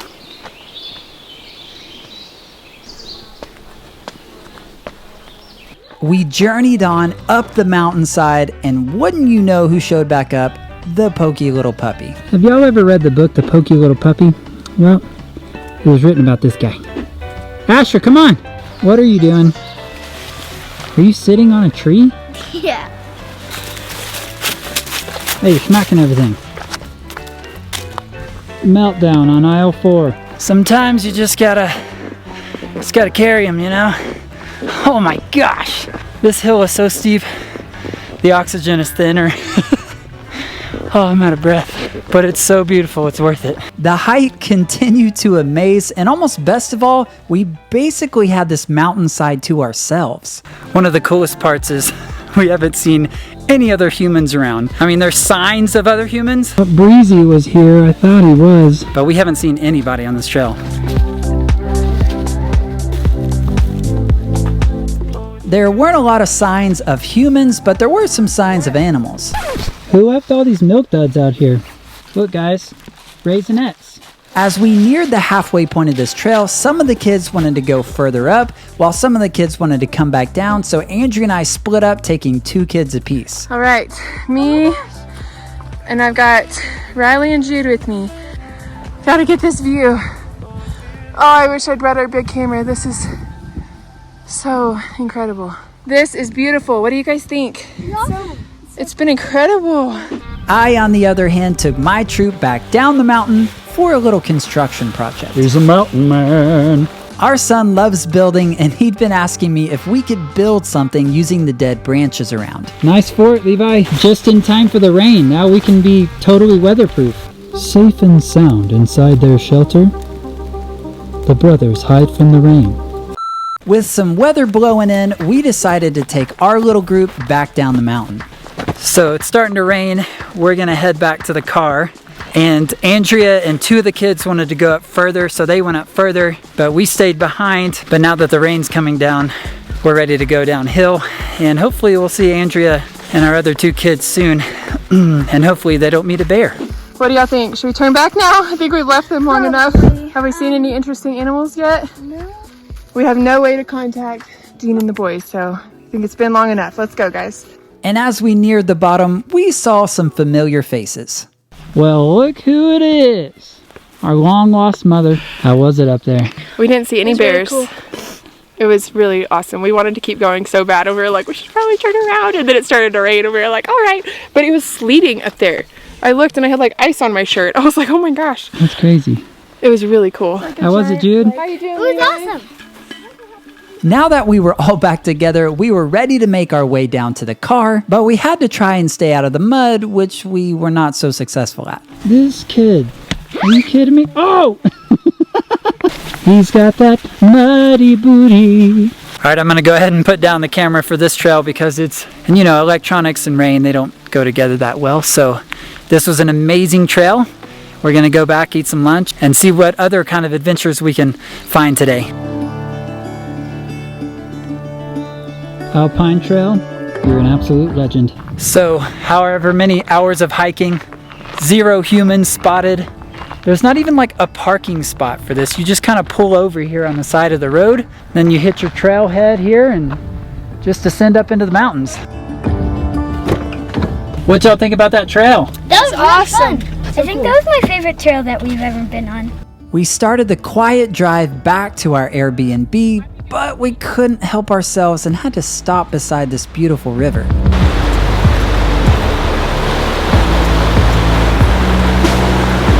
Makes you want to get into a raft. And for an 8-year-old, this river is some kind of special. So Jude really wanted to see a river up close and personal, and so we made a special stop just for him to be able to come see the river. What are you doing back there, man?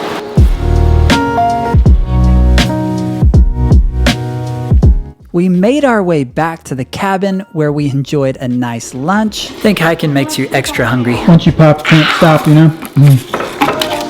And it just wouldn't be a perfect day in Colorado without a cup of hot cocoa. Midday hot cocoa, yeah? We planned to do a second hike after lunch, but an incoming storm threatened to cancel those plans. So it's raining super hard right now, and it's actually hailing, but if you're in the mountains, would that be considered like snow? Is that big enough to like damage our car? I don't know. We'll worry about it when we get home. Well, it makes me glad that we came in from that last hike when we did, because we could have gotten stuck out in this. That would have been crazy. I think I saw some of these on the trail earlier. Look, guys, raisinets. So what do you do when it's raining and you can't go hiking just yet? This was actually our first time watching Star Wars with the kids, and they thought Mando was pretty cool.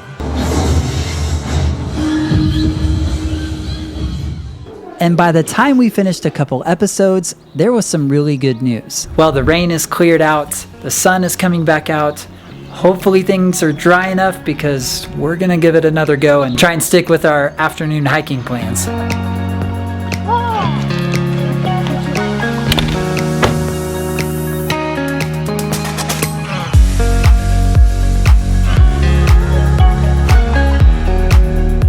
So we're out on the gravel road that takes us out to the main road, and it's definitely making this into a muddy road, which is making things very interesting. Glad there's not very many other cars.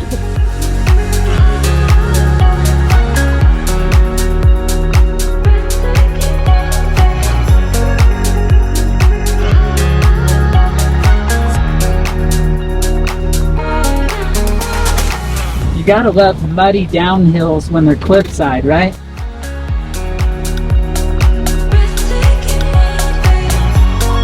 Alright, well, it's actually looking quite a bit drier now, thankfully. Hopefully that means the park is dry enough to hike. We'll see.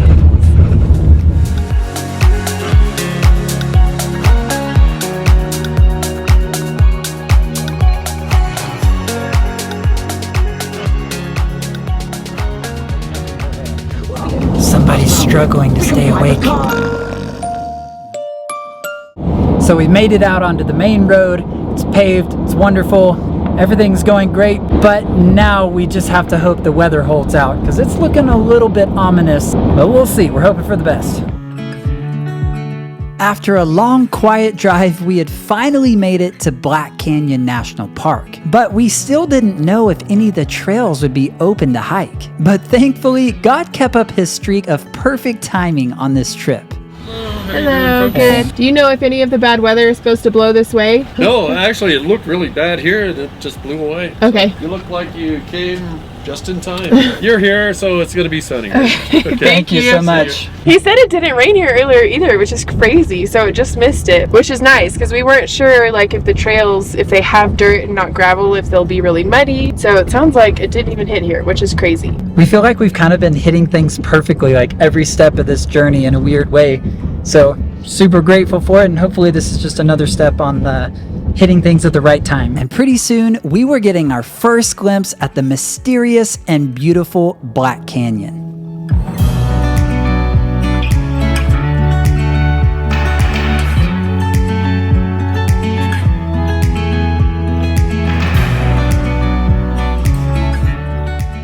Guys, look out your window. Look at that.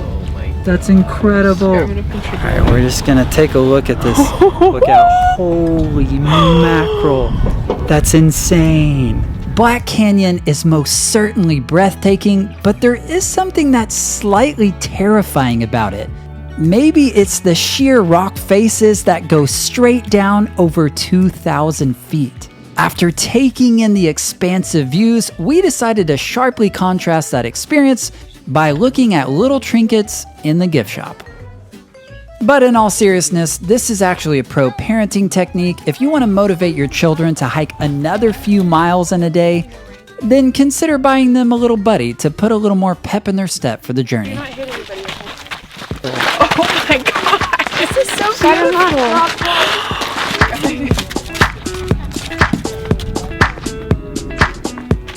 Our first stop was the lookout post, and it'll definitely make your head spin.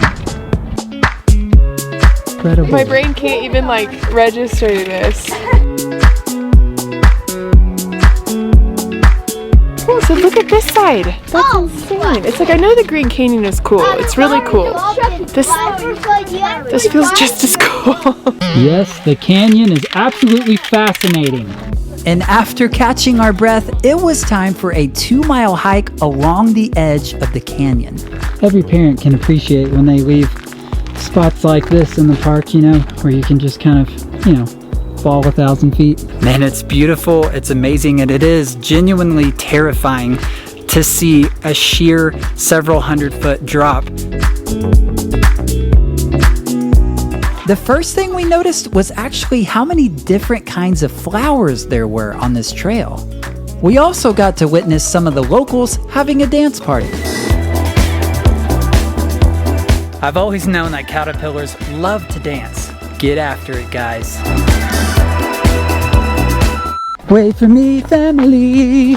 I know you won't be able to feel this, but the weather is absolutely incredible. It's like in the 60s, it's cool, it's crisp. We just don't get weather like this in Texas. I mean, if we do, it's usually in like January. With the beautiful weather to invigorate us, we made our way down the trail, but quickly discovered that there's no guardrails. If you trip, you could die.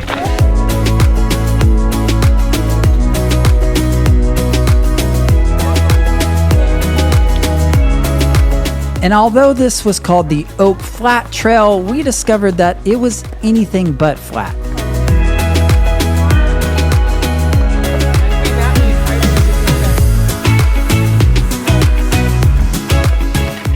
This loop is like this mix of a lot of lush foliage, and it kind of blocks the view from you, and then all of a sudden you'll come out and see this expanse of the cliffs of the canyon.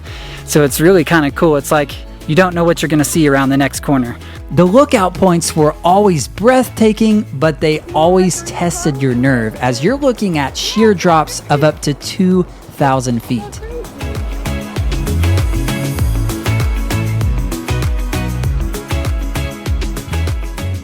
It's absolutely terrifying, but really cool.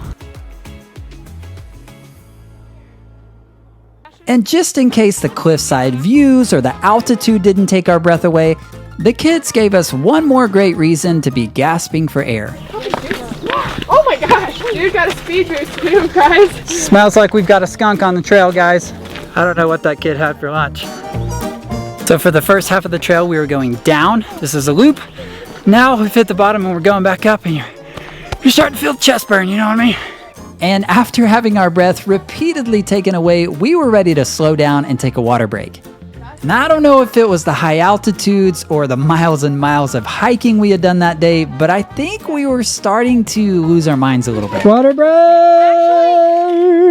I got this straight out of a Colorado, what do you call it? A fresh spring. I got this straight out of a mountain snow melt spring. I bathed in it and I came up. I'm 6 years younger. Is that why you're looking like a mountain man? You forgot your razor. Somebody forgot their shaver.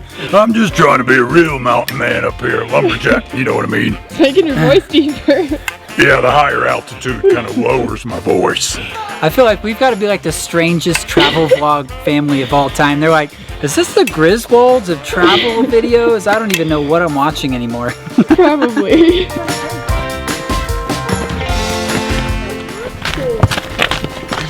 I got him! It's a white tree squirrel. Amazing. In the natural. In the wild. Oh, wait. Oh, maybe we can... We came from up there, and now we're down here, everybody. Asher's doing the hike and drive combo. It's his specialty. I just like getting the wheels dirty. Hey, bro, come on, we gotta go, dude. We've had some stumbles, and it's about all my heart can handle. Hey, bud, you gotta watch this. He's like, why? What, you mean you don't want him to fall off there? No, I need a leash, like seriously. But I'm not an animal. Get that leash going, Mom. Oh, big poop, big poop. Trail brownies.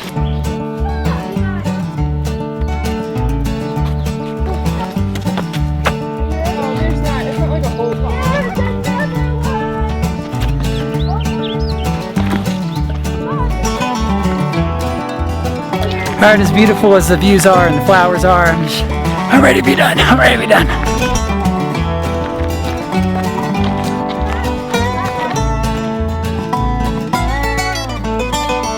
Almost home. And finally, 2 miles, 2 hours, and too much insanity later, we had finally made it back to the visitor center. Definitely a little tired, pits are sweaty, but it was an amazing trail. Hey, Asher, our 6-year-old, walked the entire way. That's really good. That's a difficult trail for a little guy. Well, sometimes he actually crawled. Yeah, he did. Hey, amazing job on the hike, guys. Y'all did incredible. That was awesome. Finally, we were ready to load everybody up and head back home, but we just couldn't help but remember how incredible it was that we actually got to hike. I mean, how crazy was that? The rain was like all around the park, but at the park it was dry. I mean, literally like, again, it's crazy. You can see like 180 degrees and it's rain on the horizon everywhere. So we're grateful to have been able to do a dry hike. That was amazing. And as if right on command, when we started the drive home, the rains came.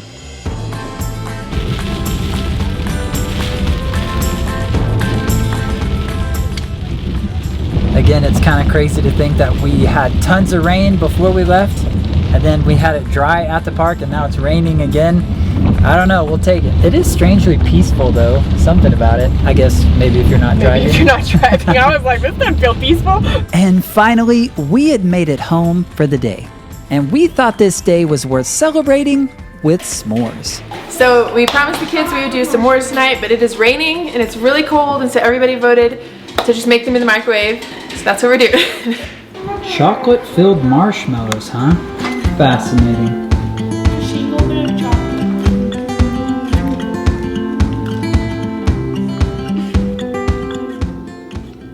How are they, guys? Good. Yummy. And in our mind, there was only one way to finish off this epic day.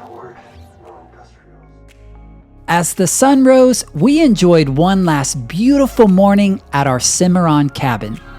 And we decided that on our last morning here, we were going all out on breakfast. Good morning, beautiful.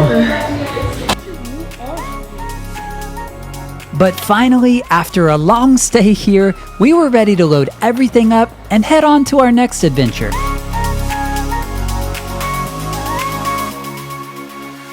But we'll never forget the memories that we made in Cimarron, including a trip to Ouray, the Switzerland of America, where we hiked some epic trails and then got up close and personal with a breathtaking waterfall. And how could we forget the most remote and beautiful hike that we've ever taken? This is genuinely one of the coolest hikes that I think I've ever done. And lastly, how could we forget the mysterious, beautiful, and terrifying Black Canyon? So leaving this place is a little bit sad, but we know that big adventures are awaiting just ahead. All right, so where does today's adventure lead us? We are heading to Mancos. I don't know how to say it. I don't know how to say any of these, but it's near Mesa Verde National Park. It's about 4 hours from where we are now. But we do plan to make a detour into Telluride on the way there for a little bit of hiking and sightseeing. And our next Airbnb is a little bit different, right? Not a cabin this time, not a house. We're actually staying in a yurt. A yurt! It's pretty much like a big fancy tent, but with like a kitchen and a bathroom. And so we're excited. It'll be totally different. After being on the road for a while, we had to make a little pit stop at the smallest post office I've ever seen. If you remember from our trip to Ouray, we got a bunch of postcards which the kids used to write to their grandparents, their cousins, their friends, and so we needed to mail those off, and we had taken a boatload of footage at this point, and so I got a hard drive to mail back to our editor. It's a wee little post office.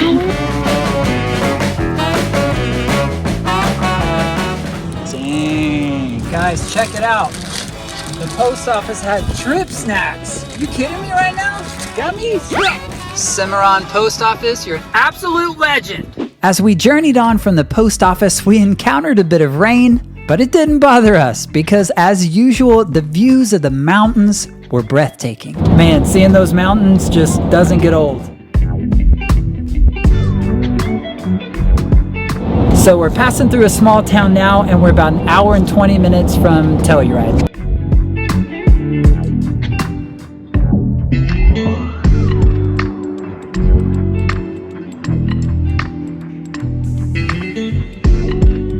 The serene views could only be interrupted by, yes, you guessed it, an emergency potty break.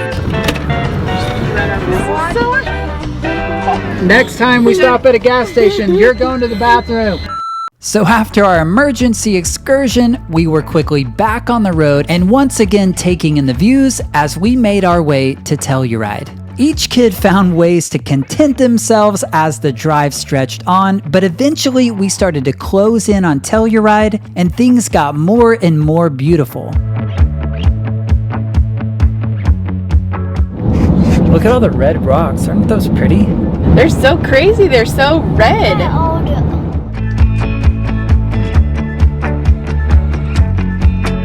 And finally, after what felt like forever, we were entering the town of Telluride. Telluride is a beautiful ski town surrounded by the San Juan Mountains. And this area contains the highest concentration of 13,000 and 14,000 foot peaks in all of Colorado.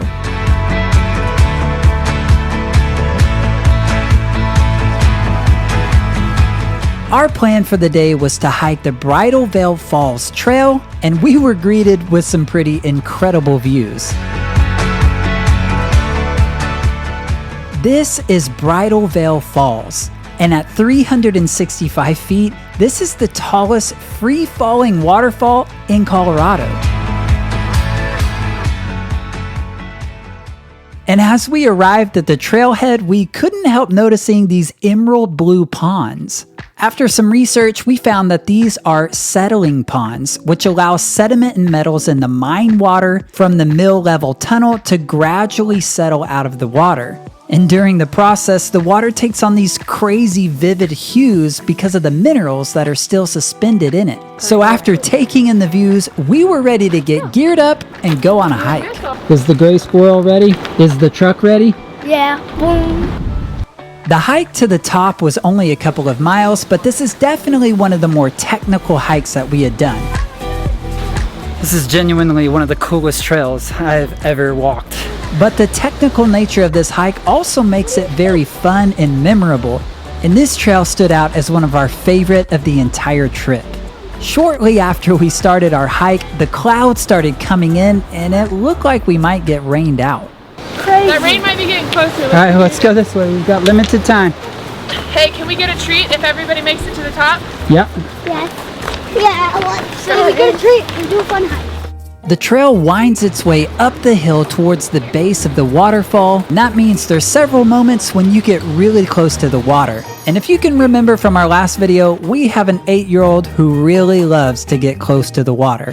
What is it, Jude?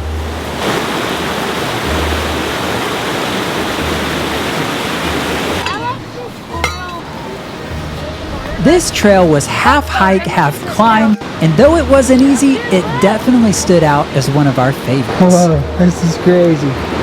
Oh, wow.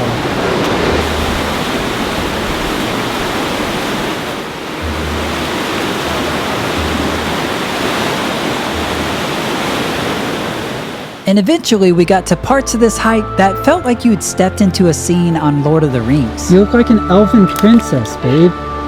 Pull out your boat.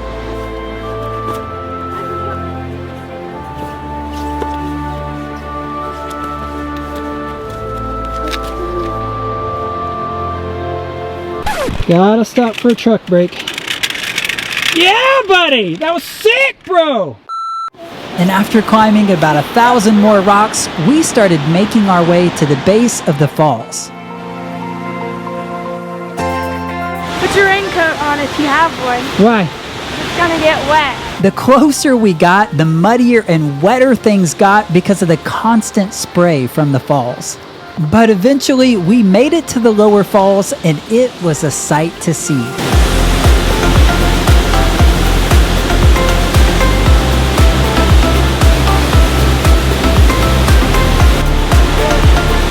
Loving it?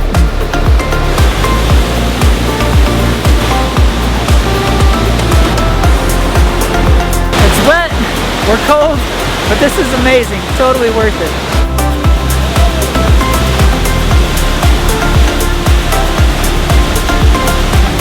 And on our way back down, the kids found something they'd been waiting to see this entire trip. Snow! Oh! Oh my god! Ow, my fingers! Oh my fingers! Oh my fingers! Ow! Jude, throw it! What? Not at me! Daddy, throw it with the rock. At the canvas, though. Elbow! Hey! Who's so cold? Are you serious? Yes, I'm serious. You're crazy, man. Alright, we're finally gonna head back. Thankfully, it's only barely sprinkling.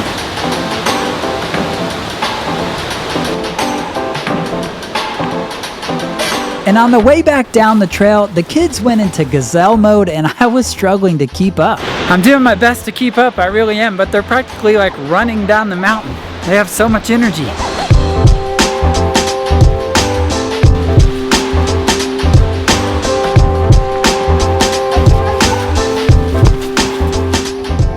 If you ever get the chance, it's not a bad view out here, not a bad hike. All right, we survived it. The rain, the falls, everything. It's amazing, great job, kids. Good job, guys. Woohoo!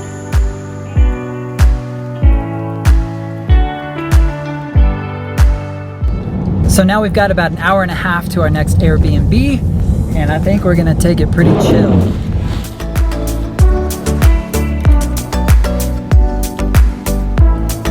After leaving Telluride, we journeyed on, and once again, we had our minds blown with the views of the mountains. Guys, look! Matching up partners. For the next several hours, we drove through mountains and valleys, through rivers and forests, but eventually we made our way into the small town of Mancos.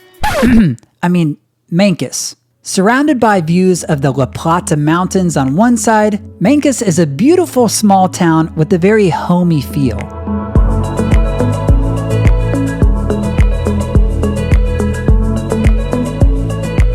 And finally, we were closing in on our next Airbnb. All right, so it's been a long drive. Everybody's worn out, but we're closing in. We've come to the town that our next Airbnb is at, and we should be there really soon. And just when we thought we had driven on our last dirt road of the trip, we discovered that wasn't quite the case. Another dirt road. I have a knack for picking these places, apparently.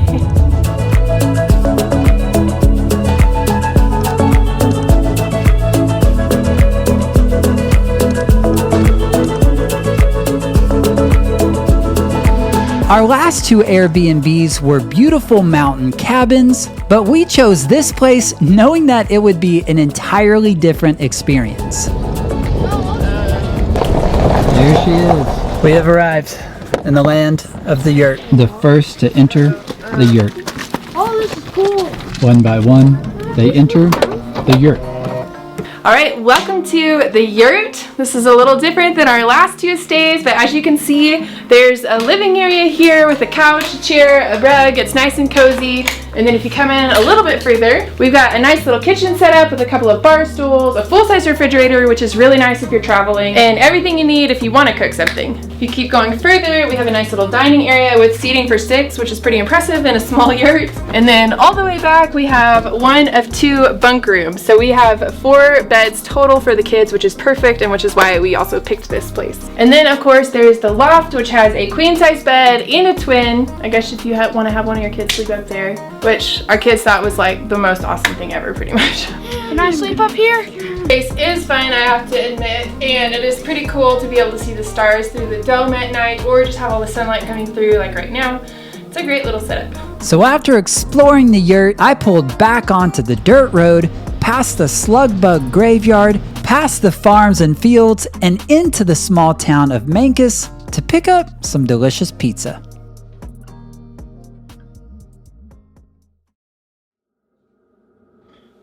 The next morning, we woke up bright and early as the sun was shining right into the yurt. So bright. The kids were deep into their own imaginary games, and Mom was cooking up a delicious breakfast. And after everybody was filled up and fueled up, we were ready to load up and head out for today's adventure.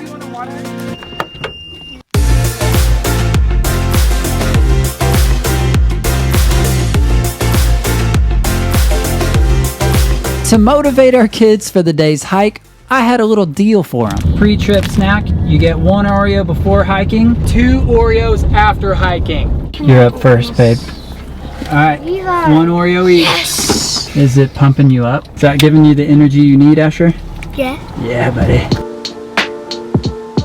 Today's adventure would lead us to Mesa Verde National Park. The drive-in was full of scenic cliffside views that were pretty cool. Oh my gosh! I feel like it's worth it just for the drive in some of these parks.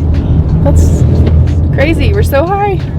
And after a while of driving on the side of mountains, through cool tunnels, and even through a burned forest, we finally made it to the interior of the park, but we just had to find a parking spot. We made it! Hopefully we can find a spot, you know? We are in Made in the Shade, babe. Let's do this. Mesa Verde 2023. That part of the stick is actually thin. So here, just a few hundred feet from one of America's oldest civilizations, we couldn't help ourselves and went for a potty break. That's what we're here for.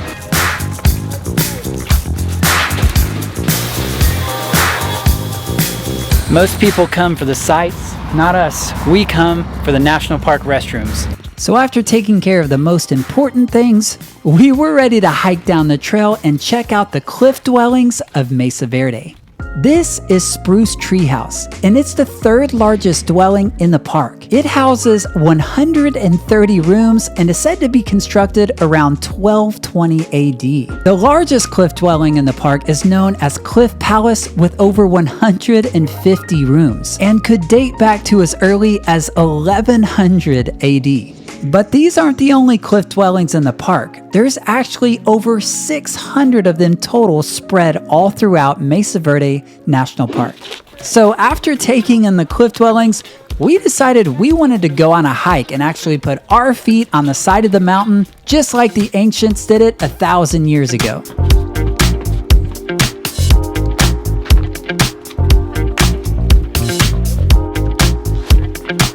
We went on a several-mile loop in hopes of seeing some very ancient petroglyphs.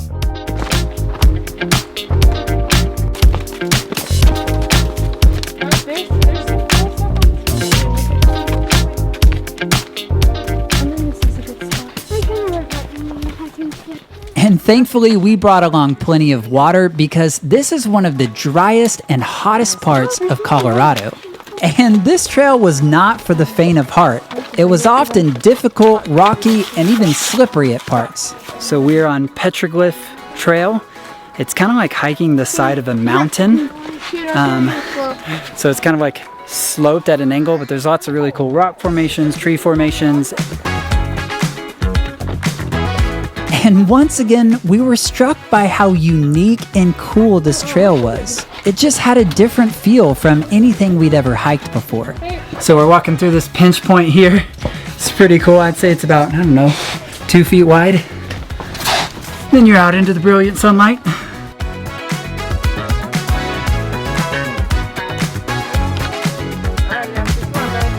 This trail was basically a maze of rocks and staircases, but you were almost always walking under these giant rock outcroppings. So we're still just hiking on the side of this mountain. There's all these overhangs above us, which is really cool.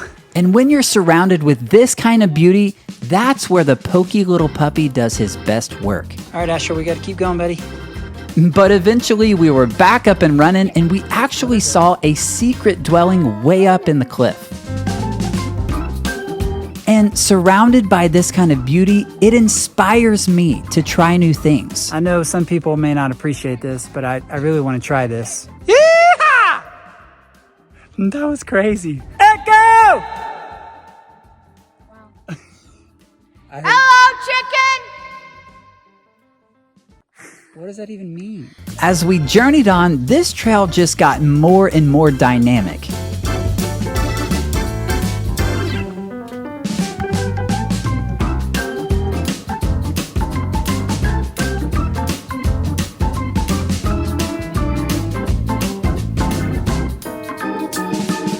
As we journeyed on in search of the ancient petroglyphs, we made some other important discoveries. Whoa, that's a behemoth. Look at Asher next to it. He's trying his best, he really is. Ancient civilizations invented tic-tac-toe. This was the first Minecraft block. Minecraft was created by this ancient civilization, and this is their first block prototype. Once you're getting towards the end of the hike, you're getting a little loopy in the head, and you kind of got to find ways to entertain yourself, you know what I mean? But finally, after more than an hour of hot hiking, we came to the Mesa Verde petroglyphs. It was crazy to think that we were looking at a carving between 400 and 700 years old. But as usual, when faced with something of historical significance, kids will be kids. What is your reaction to these hieroglyphs? Kind of little. What do you think about those? I don't know. What do you think about these? I think there's a mountain goes And it's hard to blame them. Kids aren't big on looking at things, but they are big on doing things. And thankfully, the most exciting part of the trail was just up ahead. So we've reached the trickiest, steepest part of the trail. Gotta do climbing. It's all downhill from here. I mean, it's all uphill from here. This part of the trail definitely tested your skill and your nerve. Did you get video of that? That was terrifying. But it was a really fun climb, and the views from the top made it all worth it. The final stretch of this trail was up on top of the mesa, which meant flatter walking, but also some really cool views. The views from up here are decent, you know, they're all right.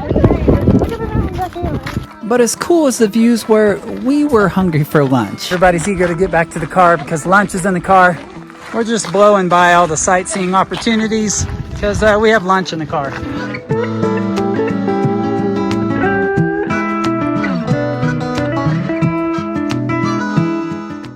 And finally, after hiking a couple of hours in the heat, we had safely made it back. We've made it back home to the minivan. We've all earned a sandwich and a yogurt pack. Well done, kids. Whoa. Babe! Got it open. Who wants chips? Chips on the dashboard. The spoils of hiking. But today's trip had one last surprise for us.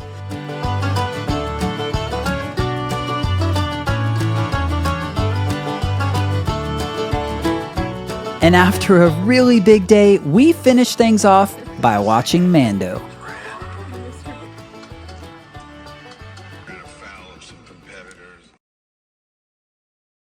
After 2 nights at the yurt, and after 2 big adventures that included hiking Telluride and Mesa Verde National Park, we were ready to pack up the magical minivan and leave the yurt farm behind in search of our next great adventure. Did he do it? Look at that mailbox extender. Nice. All right, so we're leaving the gravel roads for hopefully the last time on this trip, yeah? I don't know. Hopefully. Look at this, we're back on a gravel road. But it only took about 8 minutes before Andrea asked, Do you mind if I stop for a little coffee? Sure thing, darling. and this local shop was the classic small town bakery. And as Andrea grabbed her coffee, we looked around at the beautiful scenery right across the street.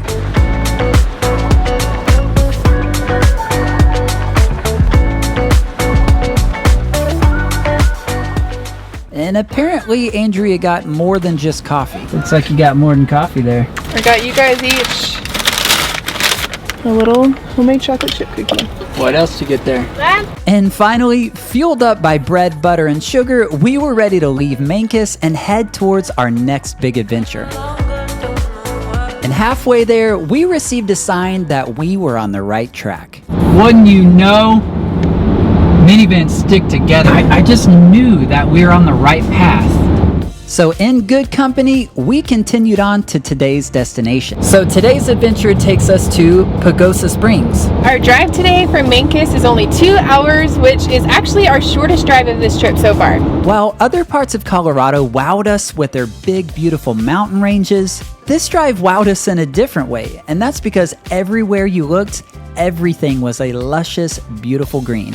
The grass, the hills, the trees, literally everything was a vibrant green. And part of the reason that seeing green all around was such a shock to us is because, well, we're from Texas, and midsummer in Texas, everything's brown. And so to be able to look out of the windows and see plant life that was thriving, well, it was a welcome change to us Texans. So we're taking a slight detour to go to Walmart because we need some essentials and somebody needs a razor. He's becoming an absolute mountain man.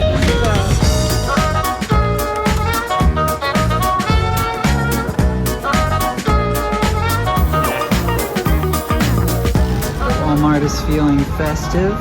America, America, America.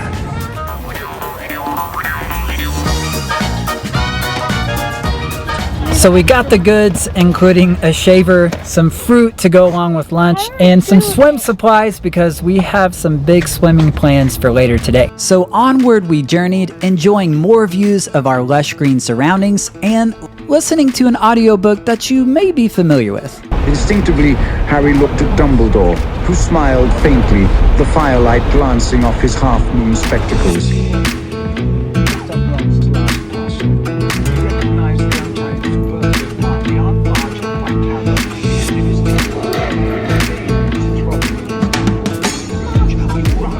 So driving through the country so much on this trip, we have noticed that Coloradans, how do you say that? Like to drive fast, at least a lot faster than we do. We're constantly getting passed on like these mountain passes, and we're going the speed limit or even, 1 or 2 over. They just ride through the mountains like it ain't nothing. We had a whole huge bus pass us the other day, and we were driving on these windy mountain roads, and I was like, I would be terrified if I was in that bus right now. But even when you drive like a granny, you eventually make it there, and after a few hours of driving, we had made it to our destination at Pagosa Springs.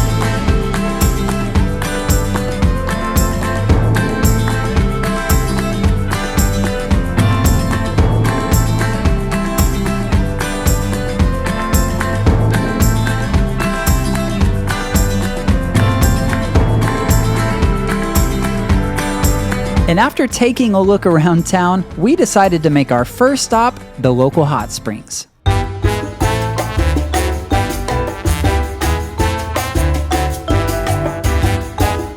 So after getting all checked in and getting our wristbands, it was time to get suited up. Okay, boys, we're gonna change our diapers here, okay? Suited up. Perfect, you're done. Ah, Sid, nice and mustache, yeah. Spray your crack, babe. This is the Pagosa Springs Hot Springs. And yes, as the name of the town implies, it was actually named for the system of sulfur springs that are found here in the town. And here at the Springs Resort, there are dozens of pools with temperatures ranging from the mid-80s up to 114 degrees. Yeah, it's hot. We decided to start with the largest pool, which was also the coolest pool at a mere 95 degrees. And the water's not exactly crystal clear because it is spring fed. So it's more like swimming in a river than it is like a pool. Jude, how's it feel in there? I'm getting back down. This is really yellow. How's it feel, Levi? I think it's mostly all. And we were really giving it our best shot, but it wasn't quite feeling as refreshing as we had imagined it would. This is like swimming in pea water. So between the color, the temperature, and the sulfur smell, it does kind of make you like, I feel like I'm in dirty bath water. But eventually, we just had to get out and search for a cooler pool. So the last pool was 97. We're on to find a cooler pool, if there is one. And unfortunately, there wasn't a cooler pool. Oh, this is like, definitely, oh, there's the sign. It's 101. I actually don't like this. Everywhere I went, the temperatures just went up and up. Holy mackerel, that's off. Now, obviously, this place would be amazing in cooler air temperatures, but on a day like today, it just wasn't the day for it. Ah, nothing like a 101 hot tub on an 85-degree summer day. Well, it feels warmer too because the sun is out. So we just kind of ended up on the side of the pool here. We're done with hot baths. We've resorted, oh my gosh, it's cold, to pouring cold water on ourselves. Okay. So after thoroughly boiling ourselves, we packed up and headed on to our Airbnb. But little did we know the road leading up to it had a little surprise for us. Look at this, we're back on a gravel road. We thought we were done, and we're not. Mom, is this how you decide all the places we go? With all the places with the gravel road? But the dirt road was totally worth it because we were about to pull up to one of the coolest Airbnbs we've ever stayed at. What? That is crazy. They've like landscaped since listing this place, and just from the outside, it looks way better than the pictures. It's really, really pretty. And this one looks secluded, but we are like literally a street over from the little downtown, and it's really, we could just walk to eat. So it's just a little bit on a gravel road.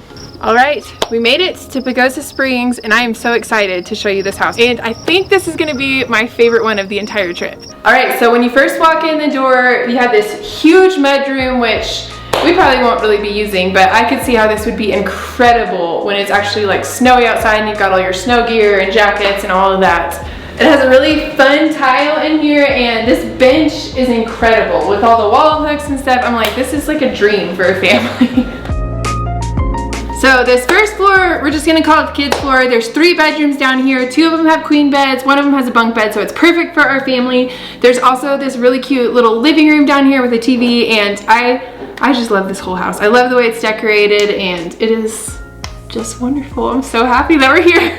When you first walk in, past the living space, there is this little kind of, what would you call this? It's like a room without a door. Alcove. An alcove with these really cute bunk beds in them, and our youngest boys are really excited to sleep in those.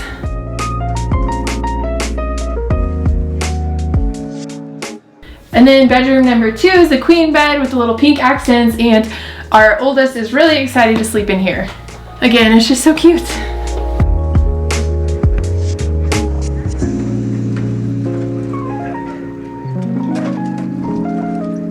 And then last bedroom, another queen bed. Our oldest son is sleeping in here. And I love just the subtle blue accents in the room with the guitar, the blanket, and then the blue dresser over in the closet. It's just a fun and cozy space. And then there is 1 main bathroom, and I love how they used the pink toilet and the tub in the sink. I'm like, if you live in an older home and you want some inspiration on how not to have to replace the colored tub and toilet and stuff, I'm like, this is it. Just add some modern tile and some fun like little accent rugs and stuff. This is so fun. It's so cute. All right, next we're gonna go upstairs to the main floor. All right, main floor. I'm a little bit out of breath after climbing stairs here. I get out of breath. But when you first come up, you've got this cute little living space or like a sitting area. But I can see this being a really sweet spot just to have coffee or read a good book in the mornings or any time of the day. I love all of the live plants everywhere, the guitars, the vintage rugs, the leather furniture. And then look, there is a see-through fireplace here, so you can enjoy it from this side or onto the other side. All right, and then on the other side of the fireplace is the main living area with this really comfy leather sectional sofa, and that has a TV, a record player, windows with a view. I just love it. And then past the living room is the dining area with this incredible table. I'm like, that is so cool. The table, the chairs are awesome, and then the leather banquette is like, I love it. Again, I love it. And then the fun little turquoise lights. Such a cool space, and it's huge. Like, it's so unique. I think that's what I love about it so much, is the chairs are so unique, the banquette is so unique. I'm gonna keep saying it. I love this house. And then last room on this floor is the kitchen with this awesome huge island, again with the unique furniture. These bar stools are so cool. The open shelving, the fun tile, the window above the sink with an incredible view. I mean, I wouldn't mind cooking. I'm not gonna mind cooking or doing dishes. I don't think I wanna leave this house, actually. And now we're gonna head to the upstairs, the final floor. There's a lot of stairs in this house. There's also a cute little half bath here on the main floor, of course. There's a bathroom, but let's head upstairs. All right, upstairs we have the primary bedroom, and it has this whole extra side to it with an extra twin bed, a cozy rug, some mirrors, and of course more live plants, which I just really love. It adds so much to a house. And then this is the primary bathroom with a clawfoot tub, a steam shower, and then again, it's just a unique, fun space. I really love the way that they have redone it. And then over here is the primary bedroom with a king-size bed, another deck with some chairs out there, a TV, a rug, a little fireplace. Just so say quiet. it. Say it it's again. It's so peaceful. I love this house. I'm like, can we move here? So now let's go out to the main back deck. So out here we have some comfy seating, a huge dining area. This space is really big. And then it doesn't end there because there's more off the deck. Whoa, there's a little chipmunk. There's chipmunks here. And then down off the deck there is a hot tub and a gas fire pit down that way. So we definitely got stuff for s'mores, and I'm excited about the hot tub and the cool evenings. Plus it doesn't hurt that you can also see a mountain out there. The view is not bad. So after checking out the house, having a little ice cream, and then wrestling like a couple of chimpanzees, What is happening right now? we made our way to our biggest adventure to date. So we're embarking on possibly our wildest expedition to date. We're taking the family on a whitewater rafting expedition. Of all the adventures that we listed out for our kids, they were the most excited about this one. Yeah, baby. And their enthusiasm showed through in applying their sunscreen.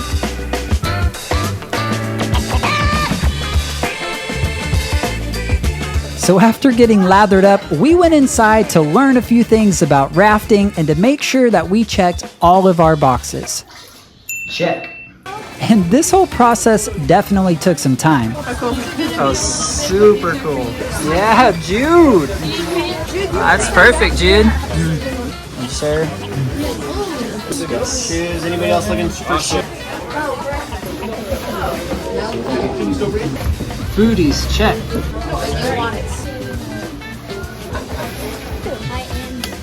But once we were all suited up and looking super cool, we made our way out to the vans. We'll be riding in Vanna White. And after a short drive upstream and unloading everybody, we were ready to get on the water.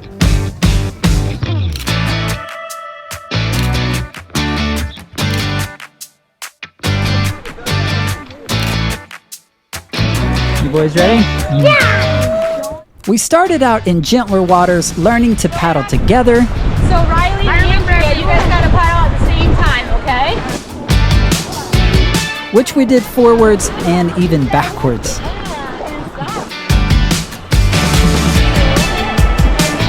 And once we got the hang of things, it was time to go into the rapids.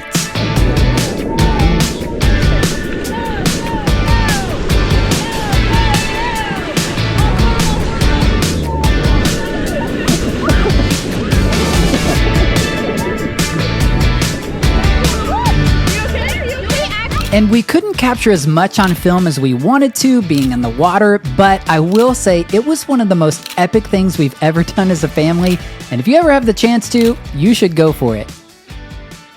All right, we're back from the river trip. What did you guys think about it? It was awesome. Was that your favorite activity we've done so far? Yeah.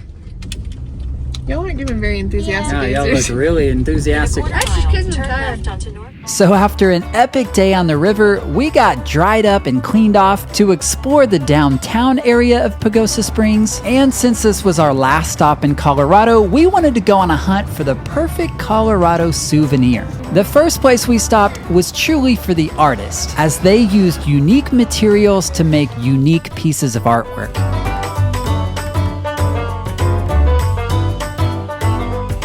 But once again, Andrea only had eyes for one thing. Just back on the coffee mug train again. How many coffee mugs is too many coffee mugs? What kind of question is that?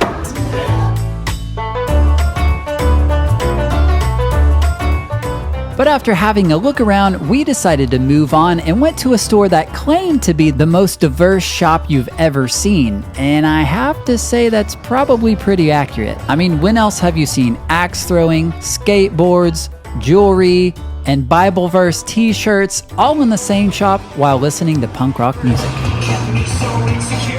From there, Andrea tried to get us to go into the next store over, but I had to put my foot down. All right, that's it. This is going too far.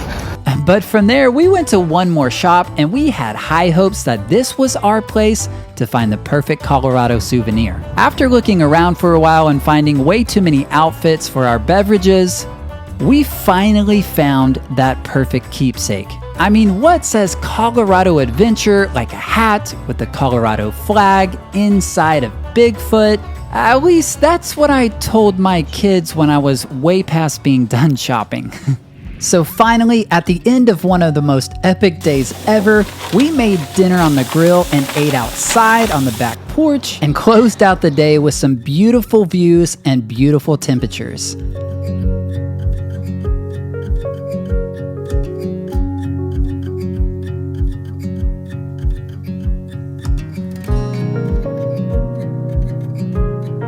It's hard to believe it, but after traveling over 2,000 miles through Colorado, this is our final day here. And so after saying goodbye to one of the coolest Airbnbs ever, we got on the road and headed east of Pagosa Springs for one last Colorado adventure.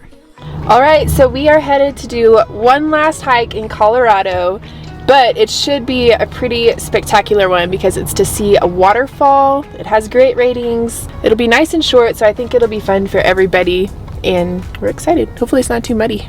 And as usual, the views from our window didn't disappoint. Man, I know I sound like a broken record, but every drive is just so beautiful. It's so pleasant.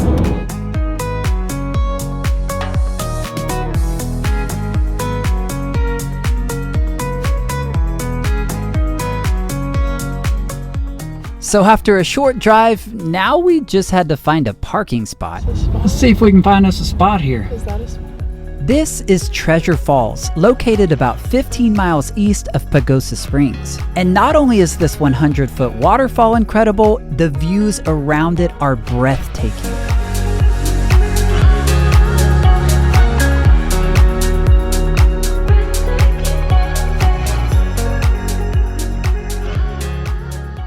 So after finally finding a parking spot and getting everybody geared up, we were ready to hit the trail. And although this trail is only about half a mile round trip, you're basically climbing straight uphill and eventually it gets wet. But if you have a bunch of young kids like we do, they take this as a personal challenge and they eat this kind of trail up.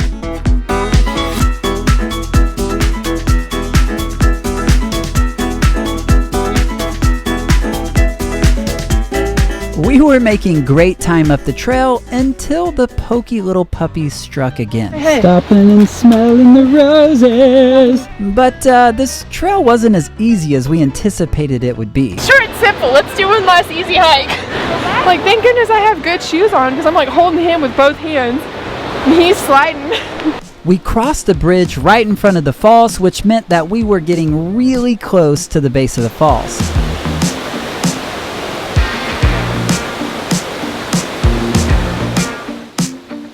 But what we didn't anticipate was the last stretch of trail would be the muddiest and most difficult.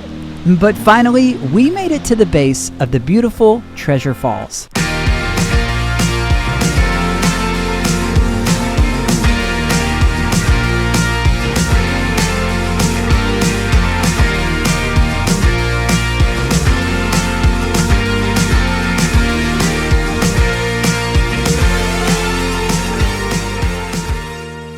But what goes up must come down, and if you thought going up a mountain is hard, well, try going down.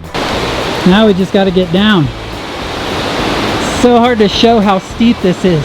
And the further down the trail we went, the more slipping and sliding we had to do. Ah, sliding. So Mom's taking 2 of the boys back to the car on the easy route, while I'm taking a few with me, and we are going the extreme route. Extreme! But of course, on the way down, our 8-year-old who loves the water couldn't pass up an opportunity to take a primitive trail that led you right up close to the falls. Dude, that's amazing, dude. Look at it. Yeah, buddy. It's in the mountains, baby. Do we do it again? Again? You serious? Sit down. So steep. Nice. The boot scooting boogie. Yeah, boy. So I think our ideal trail is some mix of beautiful scenery and kind of extreme terrain. Kind of like that sort of thing. And this trail is definitely hitting the nail on the head. So if you like this kind of thing, then take the primitive trail. But if you're just looking to see the falls, get a nice easy hike, then take the trailhead on the other side. And somewhere along the way, we realized we'd made a wrong turn. So we're currently backtracking somewhere along the way. We took a wrong turn. Yeah, at least the weather's beautiful and the scenery is beautiful. Oh, it's steep. If I want to keep up, I literally have to like jog downhill on this trail. Oh my gosh. But finally, we rejoined the other group near the bottom of the hill. Hey, it's Mom! Wait, so you got? And with that, we had finished our final hike in Colorado, and so we loaded up into the world's dirtiest minivan. That was so cool! And so as we got onto the road, we realized it was time to say goodbye to Colorado. So today we are leaving Pagosa Springs and we are heading to Santa Fe, New Mexico, which is our last stop before heading home. And Colorado bid us farewell with, of course, a few more spectacular views.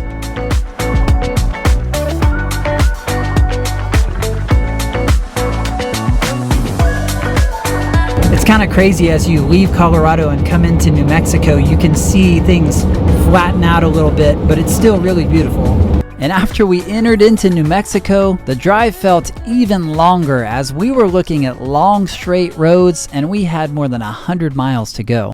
But I think New Mexico sensed that we were bored and it started to show off some of its own unique features. One of those features was the Echo Amphitheater, and this place was just too cool.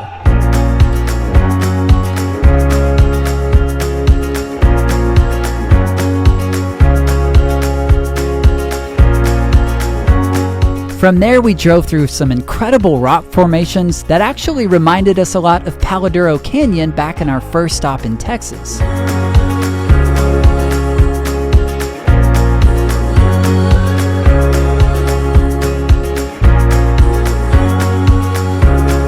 But eventually, we left the rock formations behind and the road stretched on, leading to some tired travelers. Help us out. No way.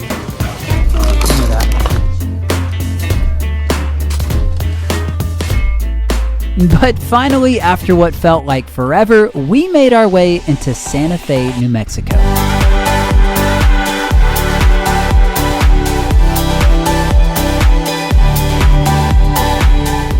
Our last lodging of this trip would prove to be the most unique. We're out here in the desert, man. But to get there, we had to drive quite a ways outside of town. and wouldn't you guess it, onto another dirt road. We're on a dirt road again. Oh my gosh. How is that possible? How is this possible? Every single Airbnb we've stayed at was on a dirt road.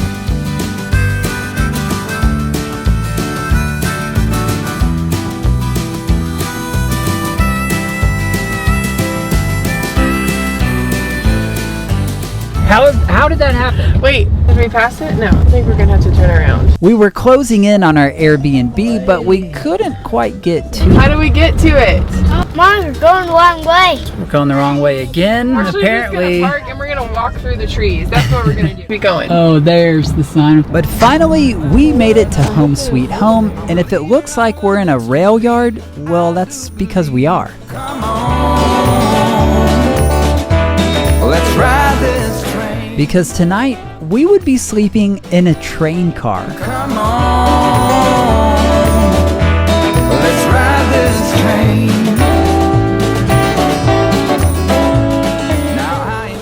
Whoa.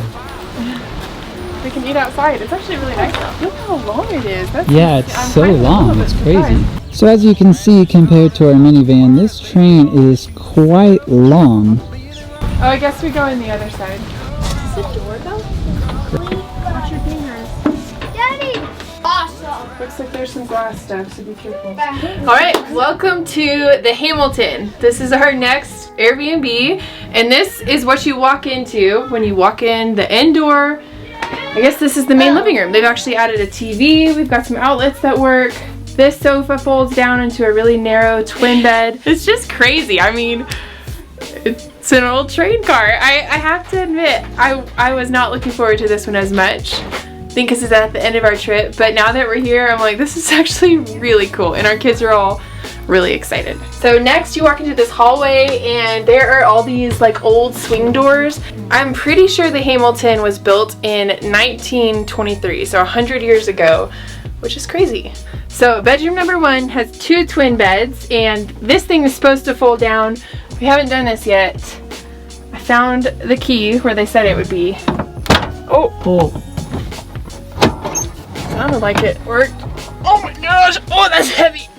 And then these hook somewhere as a safety net for whoever's sleeping up high. Bedroom number 1 also has its own little bathroom. Looky here. And the bathrooms are so crazy. Look at this. It's like, I could like go to the bathroom and wash my hands. The shower's pretty big in this one. There's another one that has a really small little corner shower. But that's crazy. That's great that there's a bathroom in here. And it even has its own little closet. Okay, so let's go back out into the hall. And I think we have another bedroom next. This is narrow. I feel like I need to walk like this. Alright, bedroom number 2 has what I think is a full-size bed. And it has its own bathroom. There's a little toilet over here, a little mini sink over here, and a shower, which looks fine. I mean, I'll take it. I'm not having to walk outside to go to the bathroom, so. So we also have a phone in case we need to call for room service. If you remember how to use this kind of telephone.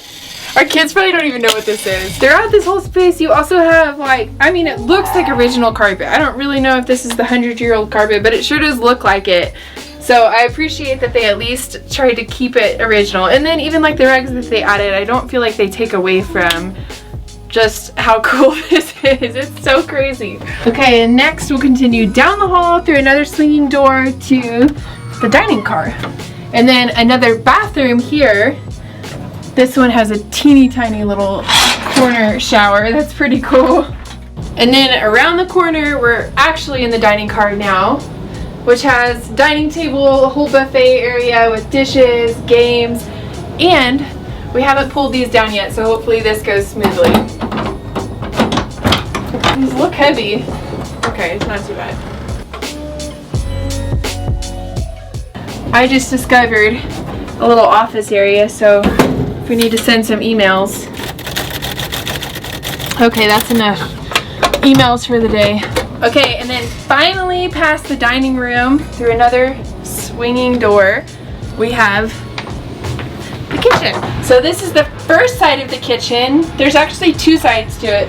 So I don't really know what this is. We're gonna call this the coffee nook side of it, because you've got your coffee and tea set up, coffee mugs, and the kids, I thought this was so cool. Our kids thought it was so awesome. There's like a little room for chess and checkers.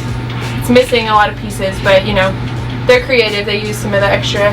Next, we're gonna go into the other side of the kitchen, which I guess this is probably the official kitchen side. This is cool. You have to come see this. There's a refrigerator. Look at this. Whoa.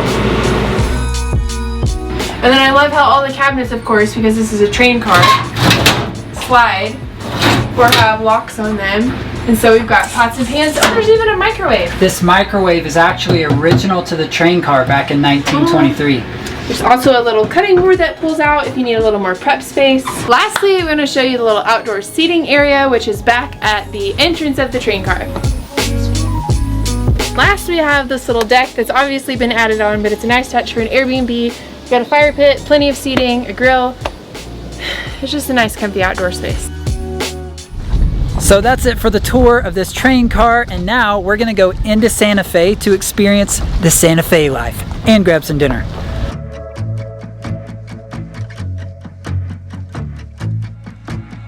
We made the 20-minute drive into Santa Fe to see what it was all about, and the first thing that caught our attention is that the architecture here truly is unique to Santa Fe.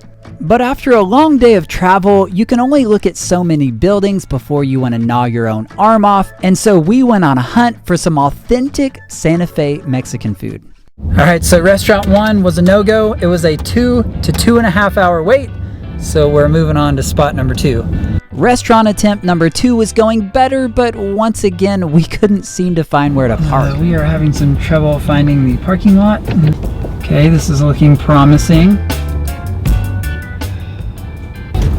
There's a spot! We made it! Look how clean that minivan is. Once we finally stumbled our way inside, we had to do a bit of waiting. But that's okay, because we made the most of it. Ole! Ole! Ah! Ole! We came to this restaurant because as Texans, we love Mexican food. And so we were excited to try out some authentic Santa Fe style Mexican food and see how it compares to what we eat back in Texas. And here's some of the main differences that we noticed. Their salsa has a bit more kick to it than ours.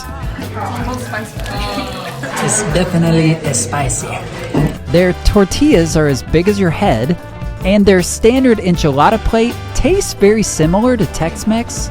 But instead of rolling up the tortilla, they actually put 2 tortillas on top of each other to make the enchilada.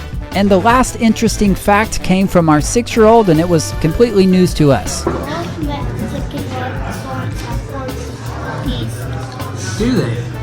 And we also learned about sopapillas that, well, they're just dang good wherever you go. So if you've never had a sopapilla, it's like a puffy, sweet Mexican bread, and you put honey in it. It's really good.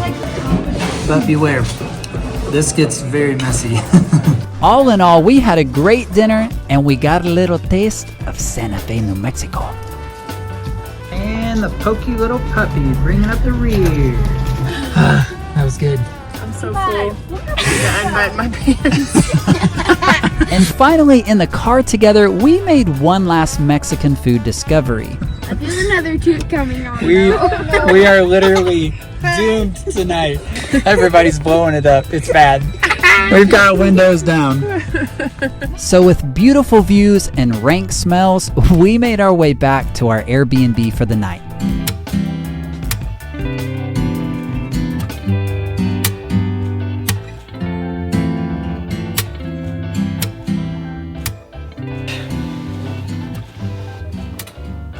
What did the train car say after he ate Mexican food? Don't you dare. Toot toot! I thought you were gonna rip a big one.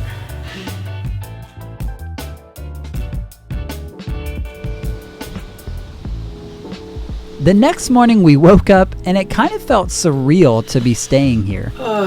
It's kind of a funny reality to wake up in a train car, because you wake up and you're like, where am I again?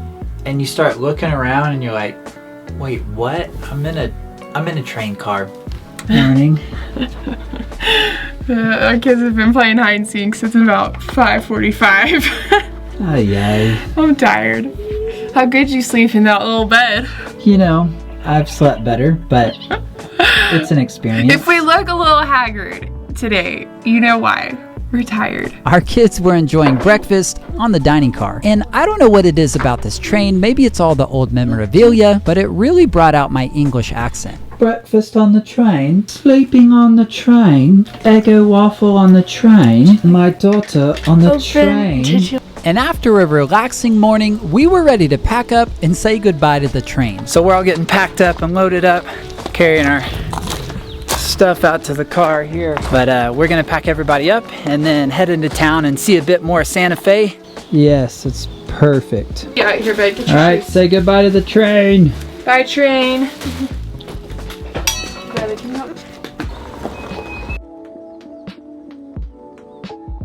And thankfully, heading into Santa Fe for the day, the weather was definitely on our side.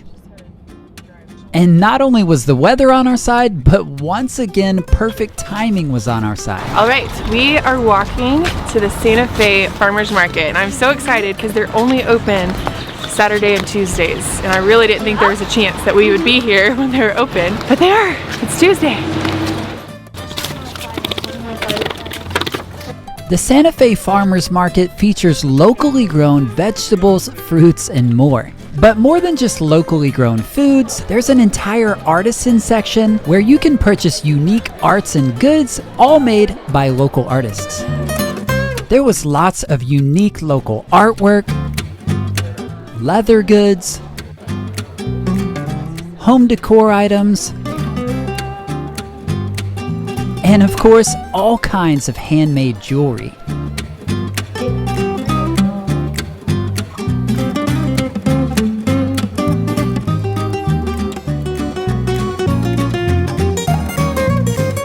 As we kept looking around at all the really cool things here, we felt like this was a special opportunity, and so we told our kids that they could each get one thing from the market. So the kids got something that interested them. Andrea was taken by some items that may not surprise you. Always a sucker for a coffee mug. And even something caught my eye. Now that's what I'm talking about right there. But one of the coolest parts about this market is that the creator of these goods is standing right there in the booth, and you can actually talk to them, and they were very hands-on in showing our kids even how they make some of their artwork. There, so there's that. Show up. Whole thing now. Ta-da, there you go. Collecting the ball, okay. Look, it's a possum riding in a car. Mount it onto it, and here's your spoon. Yeah, maybe get pulling a print. So finally, after the full farmer's market experience, and after picking up a few pastries for the road, we were ready to hit the road. Wait a minute. I want some of that. And after the farmer's market, we had one more place we wanted to visit in Santa Fe. Well, the farmer's market was a hit. We have some pretty artistic peeps in our family, so we enjoyed that side of it. Plus there's fresh foods, we've got some baked goods, and we came away with some pretty stellar memorabilia. As you all know very well, Andrea is a designer and she loves great architecture. And so she was super excited to take the family to downtown Santa Fe to experience the unique architecture that Santa Fe has to offer. All right, we are in downtown Santa Fe just to see all the beautiful architecture in the old buildings before leaving town.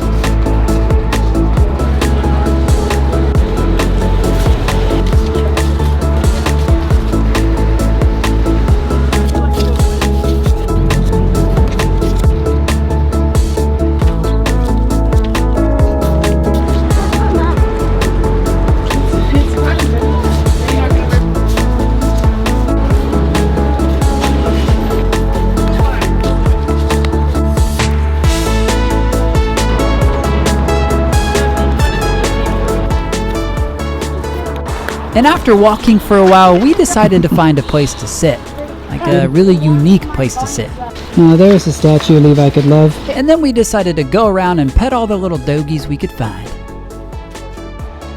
And then, after some tree climbing and more walking, we decided to finish things up with a trip to the chocolate store.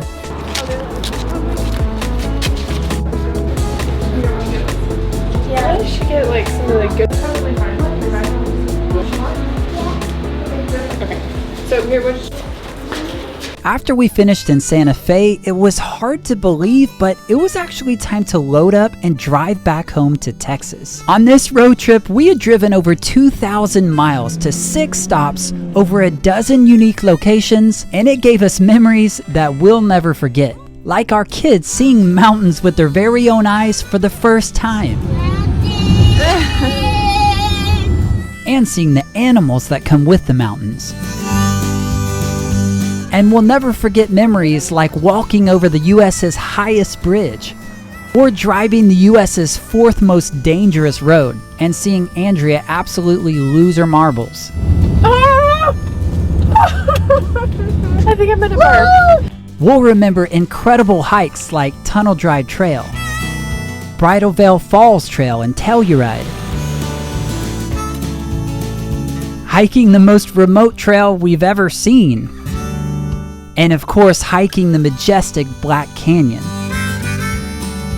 We'll also remember all the rivers. We drove by beautiful rivers, we stood under beautiful rivers, heck, we even rode in some beautiful rivers. And who can forget some of the places we stayed, like in a remote cabin deep in the woods looking at Pikes Peak, or staying in a yurt, or staying in a train car.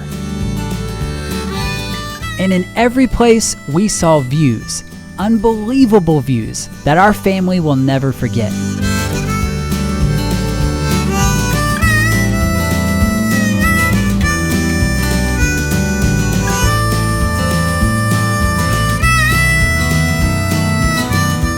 And most of all, we'll never forget that Mexican food leads to, well, you know. Everybody's blowing it up. It's bad. So we hope you've enjoyed coming along for the ride as we took our biggest summer adventure ever. And now that the summer's over, it's time to get back into our DIY projects. And we've got a really exciting house project coming up. So thanks for watching, and we'll catch you in the next video.